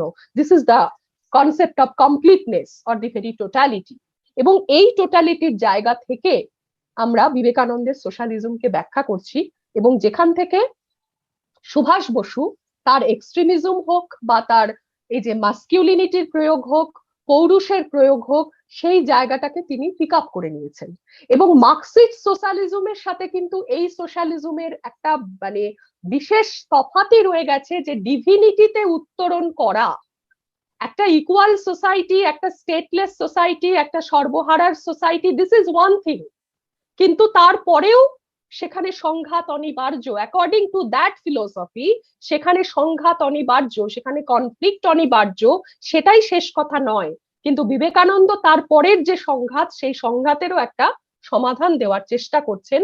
এবং সুভাষ বোস কিন্তু তার ভাবনা, যে বললাম কমপ্লিট ইমানসিপেশন, এই কমপ্লিট ইমানসিপেশনের জায়গাটা কিন্তু মানে অন্যদের ক্ষেত্রে, অন্যদের ভাবনার ক্ষেত্রে তথাকথিত যারা মেন স্ট্রিম সোশ্যালিস্টে রাম মনোহর লোহিয়াই হোক কি জয়প্রকাশ নারায়ণী হোক বা পরবর্তীকালে Vinoba Bhave, whatever the other socialists are there and their writings are there, সেই জায়গাটা কিন্তু এখানে অনুপস্থিত, এটা আমার মনে হয়েছে। তো এই কনসেপ্ট গুলো নিয়ে আরেকটু ডিটেলে অনেক মানে থিমেটিক্যালি আমরা আলোচনা করলে বোধহয় বিষয়গুলো আরো পরিষ্কার হবে আর কি। একদম একটা দৃষ্টিভঙ্গি, কিন্তু আমি হাম্বলি আর একটা জিনিস I want to put it forward, can I, may I? Yes yes, of course.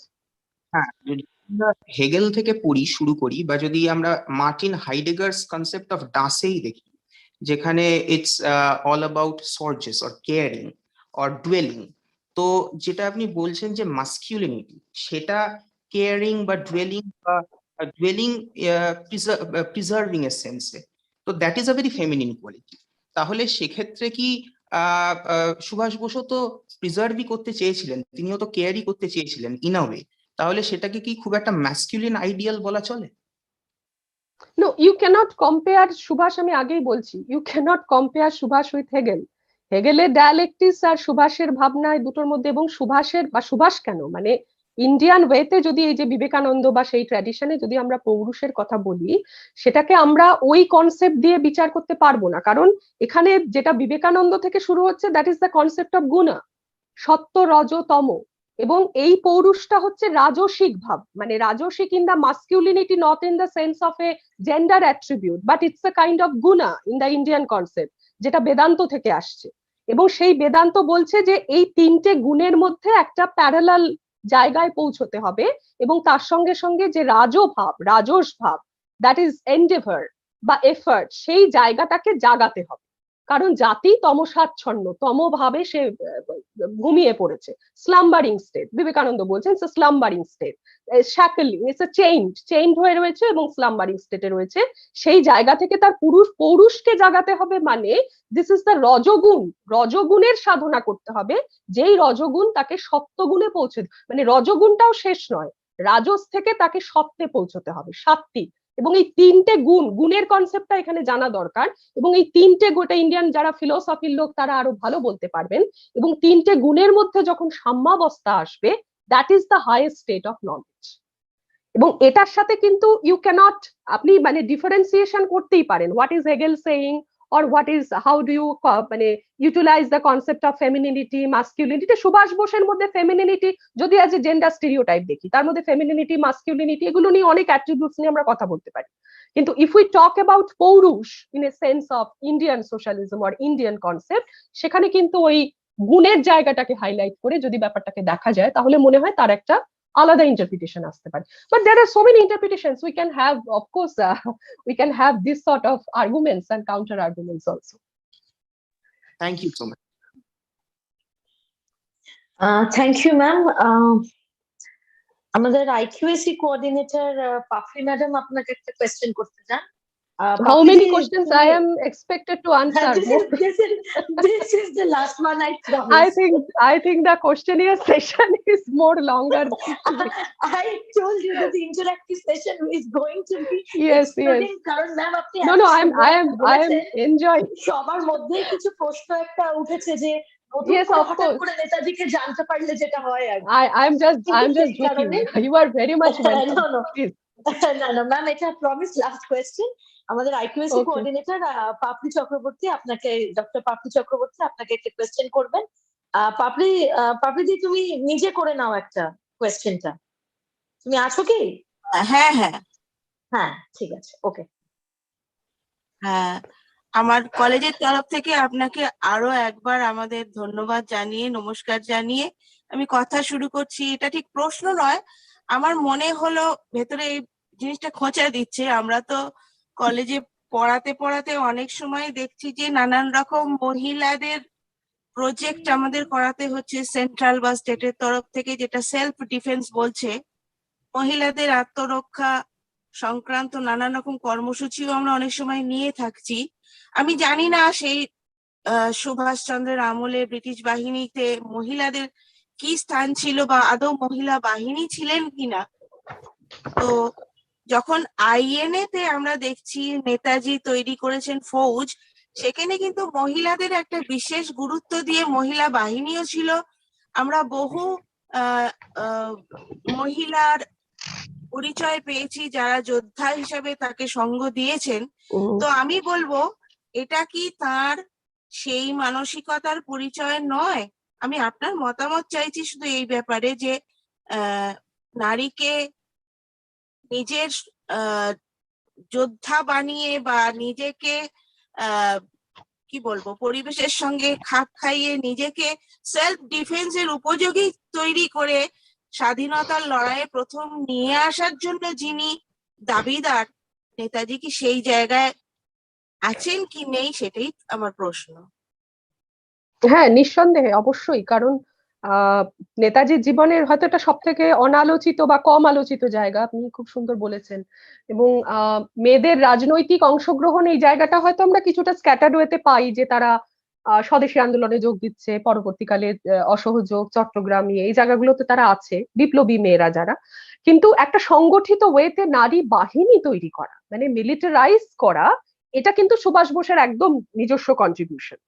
এবং তিনি সক্রিয়ভাবে মেয়েদেরকে শুধু স্বেচ্ছাসেবিকা হিসেবে নয়, একজন দেশপ্রেমিক সৈনিক হিসেবে, মানে সৈনিক হিসেবে বোধহয় মেয়েদেরকে এখনো আমরা, আমাদের সমাজে প্রচুর প্রেজুডিস রয়েছে যে আমরা কোনো মেয়েকে হয়তো সে ছোটবেলা থেকে তাকে যদি বলা হয় সে সৈনিক হবে, মিলিটারিতে অংশগ্রহণ করবে, খুব একটা অ্যাকসেপ্টেড নয় সোশ্যালি জায়গাটা। কিন্তু সুভাষচন্দ্র সেই মানে সময়ে এটা ভাবতে পাচ্ছেন যে একজন মেয়ে সৈনিক হবে, এবং তিনি যখন ওই সিঙ্গাপুরে আপনি বললেন এবং সাবমেরিনে যখন তিনি যাচ্ছেন সেই সময় তিনি কিন্তু প্ল্যান করে নিচ্ছেন, এবং ডক্টর লক্ষ্মী স্বামীনাথনের সঙ্গে তিনি দীর্ঘ আলোচনা করেছেন যে মহিলাদের নিয়ে কি করে একটা ব্রিগেড তৈরি করা যায় যারা কিনা ওই যুদ্ধের ট্রেনিং নিয়ে পুরুষের পাশাপাশি যুদ্ধ করবে, এবং ট্রেনিং এর ব্যবস্থা করার জন্য তিনি রীতিমতো ভাবছেন যে কিভাবে সেই ব্যাপারটা হবে। এবং সেক্ষেত্রে যেমন 15 থেকে 30 বছর বয়সী মেয়েদেরকে তিনি চুজ করছেন, এবং নেতাজির আহ্বানে আমরা দেখেছি তার যে রানী ঝাঁসি বাহিনী, প্রচুর প্রবাসী ভারতীয় মহিলা সেখানে তারা যোগ দিচ্ছেন, এবং নারীদেরকে তিনি বারবার করে তিনি অ্যাড্রেস করছেন সিঙ্গাপুরে যে মহিলাদের সমাবেশ হয়েছে, এবং ঝাঁসির রানীর মতো তাদেরকে খোলা তলোয়ার হাতে সংগ্রাম করতে এগিয়ে আসার জন্য তিনি উদ্বুদ্ধ করছেন, এবং বারবার করে বলছেন যে ওই মেয়েরা যে শুধুমাত্র যেভাবে গান্ধী দেখতে চেয়েছিলেন মেয়েদেরকে, যে মেয়েরা রাজনৈতিক মিটিং মিছিলে যাবে বটে কিন্তু আগে গৃহকর্ম, স্ত্রী ধর্ম, মাতৃধর্ম পালন করে তারপরে যাবে, কিন্তু সুভাষ বোস একদম সরাসরি বলছেন তোমরা রণাঙ্গনে চলে এসো, কারণ ঝাঁসির রানীর দেশের মেয়েদের সেটাই মানায়। এবং মানে প্রচুর মহিলা নারী বাহিনীতে যোগ দিয়েছিলেন, সেখানে মানে উচ্চ ঘরের মেয়েরাও ছিলেন, মানে নিম্ন সাধারণ ফ্যামিলির মেয়েরাও আসছেন, হিন্দু, মুসলমান, শিখ, খ্রিস্টান, এবং রীতিমতো ট্রেনিং, মানে সে মেশিন গান কি করে চালাবে, বোমা কিভাবে ছুড়বে, রাইফেল কি করে সে ছুড়বে, কঠোর অনুশীলন, সবকিছুর জন্য কিন্তু মেয়েদেরকে তিনি কোনো ডিভিশন করছেন না, মানে পুরুষ যেভাবে প্রশিক্ষণ নেয় মেয়েরাও কিন্তু সেভাবে প্রশিক্ষণ নিচ্ছেন। এবং ঝাঁসির রানীকে তার হাইয়েস্ট আইডিয়াল, সবসময় ঝাঁসির রানীর বীরাঙ্গনা, তার প্রতি তিনি শ্রদ্ধা নিবেদন করছেন, এবং স্বাধীনতা সংগ্রামের জন্য আরো কোটি কোটি ঝাঁসির রানীর প্রয়োজন ভারতবর্ষে, তবেই ভারতবর্ষের মুক্তি হবে, এই কথা সুভাষচন্দ্র বলে গিয়েছেন তার ভাষণে। এবং সত্যি সত্যি ঝাঁসির রানী বাহিনীর তার গল্পগুলো যখন আমরা আজকে পড়ি তাতে আমরা রোমাঞ্চিত হই, এবং সত্যি মানে এটা এটা ঠিকই যে একটা সমাজতান্ত্রিক যে সমাজ ব্যবস্থা, শোষণ মুক্ত সমাজের কথা যে নেতাজি বলছেন, তার জন্য বোধহয় এই মানে এই যে নারীর ইমানসিপেশনের জায়গায় যাকে জোর দেওয়াটা দরকার ছিল, না হলে কিন্তু সুভাষ বোসের সোশ্যালিজমের স্বপ্নটা সফল হতো না। এবং তার প্রত্যেকটি কাজে কথায় আমরা মেয়েদের এই militancy, this is very important. এবং ওই যে বললাম তার স্পিরিচুয়ালিটি যেটা ভবানী মন্দির থেকে তিনি পেয়েছিলেন, দুর্গা, কালী, যেখানে শুধুমাত্র মাতৃভাব নয়, তার মধ্যে মানে একজন রণাঙ্গনে একজন নারী অস্ত্র নিয়ে দাঁড়িয়ে রয়েছেন, সেই মূর্তি ভাব কল্প, সেটা কিন্তু নেতাজির মধ্যে সবসময় প্রভাব বিস্তার করেছে। এটা আমার মনে হয় আর কি। এটা বোধহয় উল্লেখ করাটা খুব জরুরি এখনকার দিনে, এই জায়গাটা বাদ পড়েই যেত না হলে। আপনাকে অসংখ্য ধন্যবাদ জানালাম। ধন্যবাদ।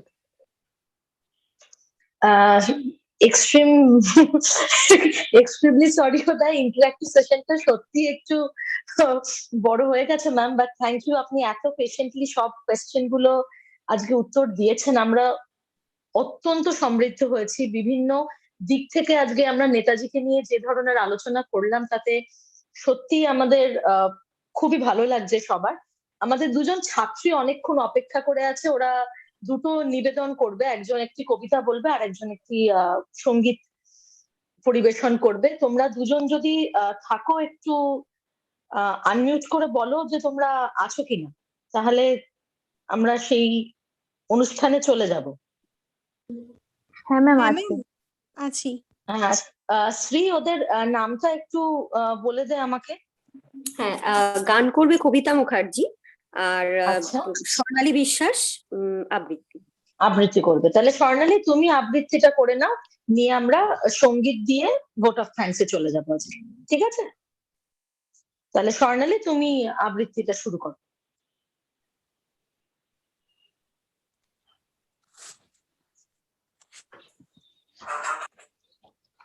নমস্কার প্রিয় নেতাজি।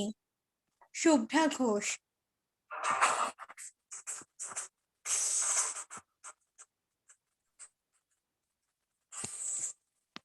নেতাজি, অনেকদিন ধরে চিঠি লিখবো ভাবছিলাম, কিছুতেই আর হয়ে উঠছিল না। আজ কোনো একটা ঘটনার নিরিখে তোমাকে চিঠি লিখতে বসলাম। ছেলেবেলায় আমাদের দোতলার ড্রয়িং রুমে তোমার ছবি, জন্মদিনে পেতাম বই, সেখানেও তুমি। বাবার গল্পে তোমারই বীরত্ব। দেখতে দেখতে, শুনতে শুনতে ক্রমে আমিও তোমারই ভক্ত। বাবা বলতেন, ইন্ডিয়ার আর একজন নেতাজির দরকার ছিল। মা গাইতেন, বীর সুভাষের মহান দেশ। দাদু বলতেন, ছেলেটাকে ওরা শেষ করে দিল।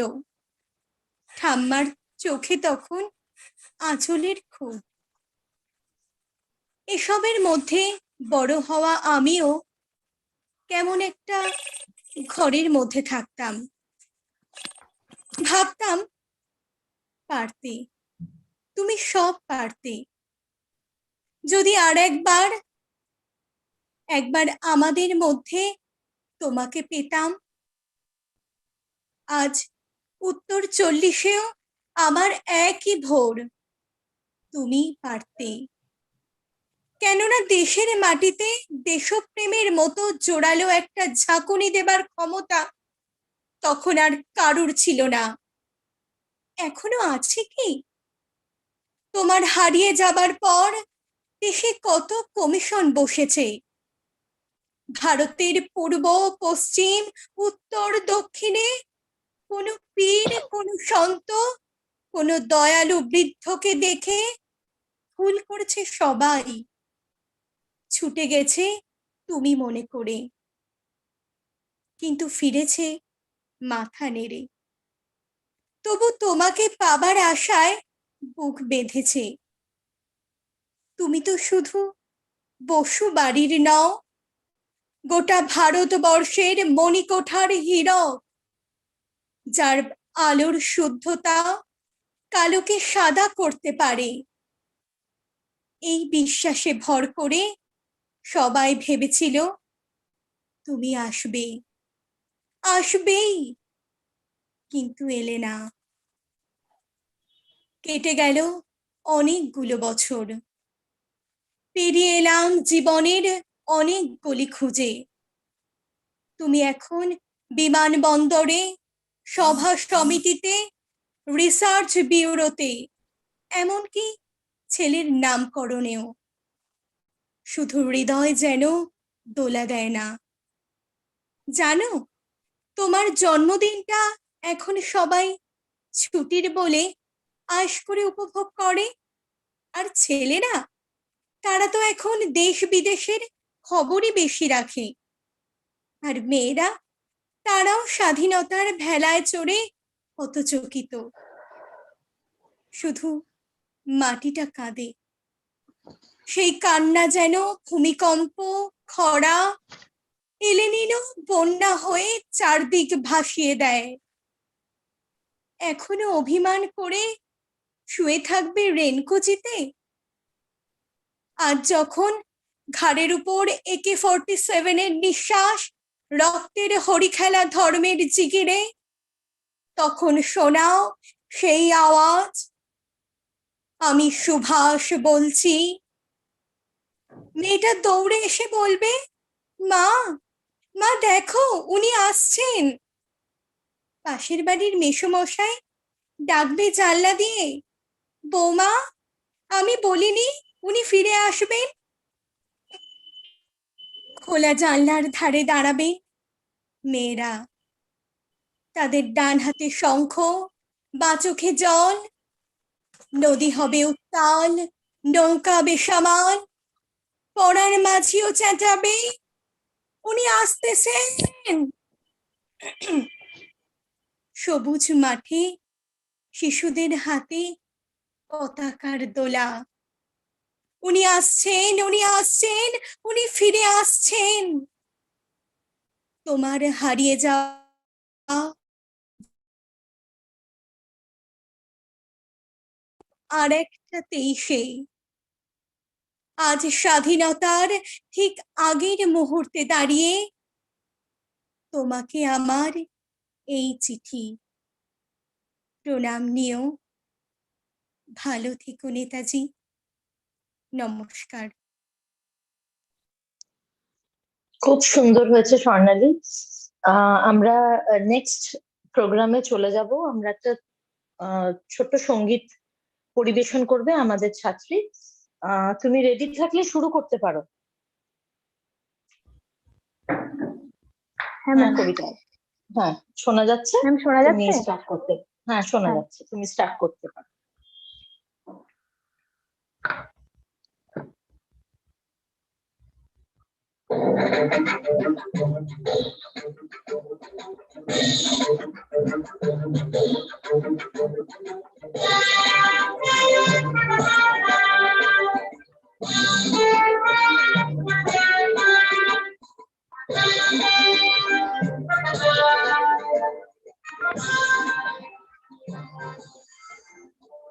कदम कदम बढ़ाए जा, खुशी के गीत गाए जा, ये जिंदगी है कौम की, तू कौम पे लुटाए जा। कदम कदम बढ़ाए जा, खुशी के गीत गाए जा, ये जिंदगी है कौम की, तू कौम पे लुटाए जा।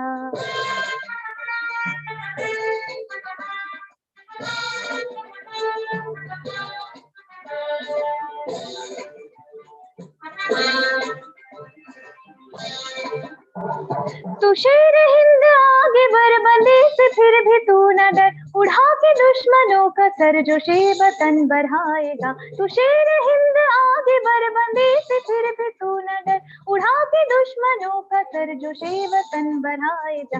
कदम कदम बढ़ाए जा, खुशी के गीत गाए जा, ये जिंदगी है कौम की, तू कौम पे लुटाए जा।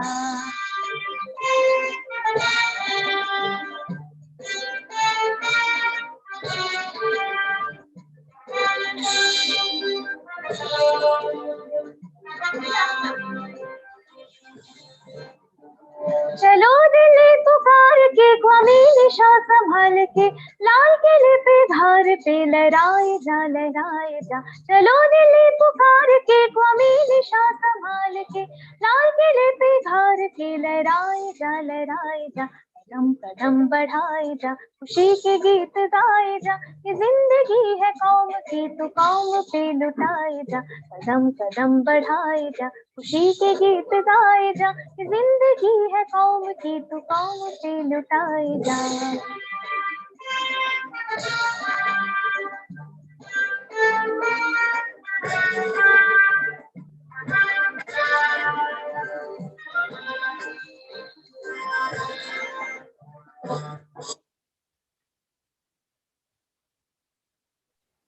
খুব সুন্দর হয়েছে কবিতা, থ্যাংক ইউ সো মাচ।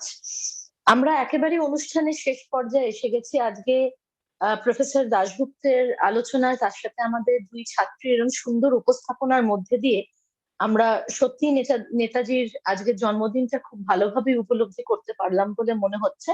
আমরা একদম প্রোগ্রামের শেষ পর্যায়ে, এবং ভোট অফ থ্যাঙ্কস দেবার জন্য আমি প্রফেসর জয়ন্ত রানা, ইংলিশ ডিপার্টমেন্টের অধ্যাপক, তাকে ইনভাইট করছি। স্যার, আপনি যদি কাইন্ডলি আমাদের প্রোগ্রামের ভোট অফ থ্যাঙ্কসটা দেন। ওকে, ধন্যবাদ অন্বেষা। আমরা একটা বেশ সিরিয়াস আলোচনার মধ্যে ছিলাম আর কি হলে কি হতে পারতো।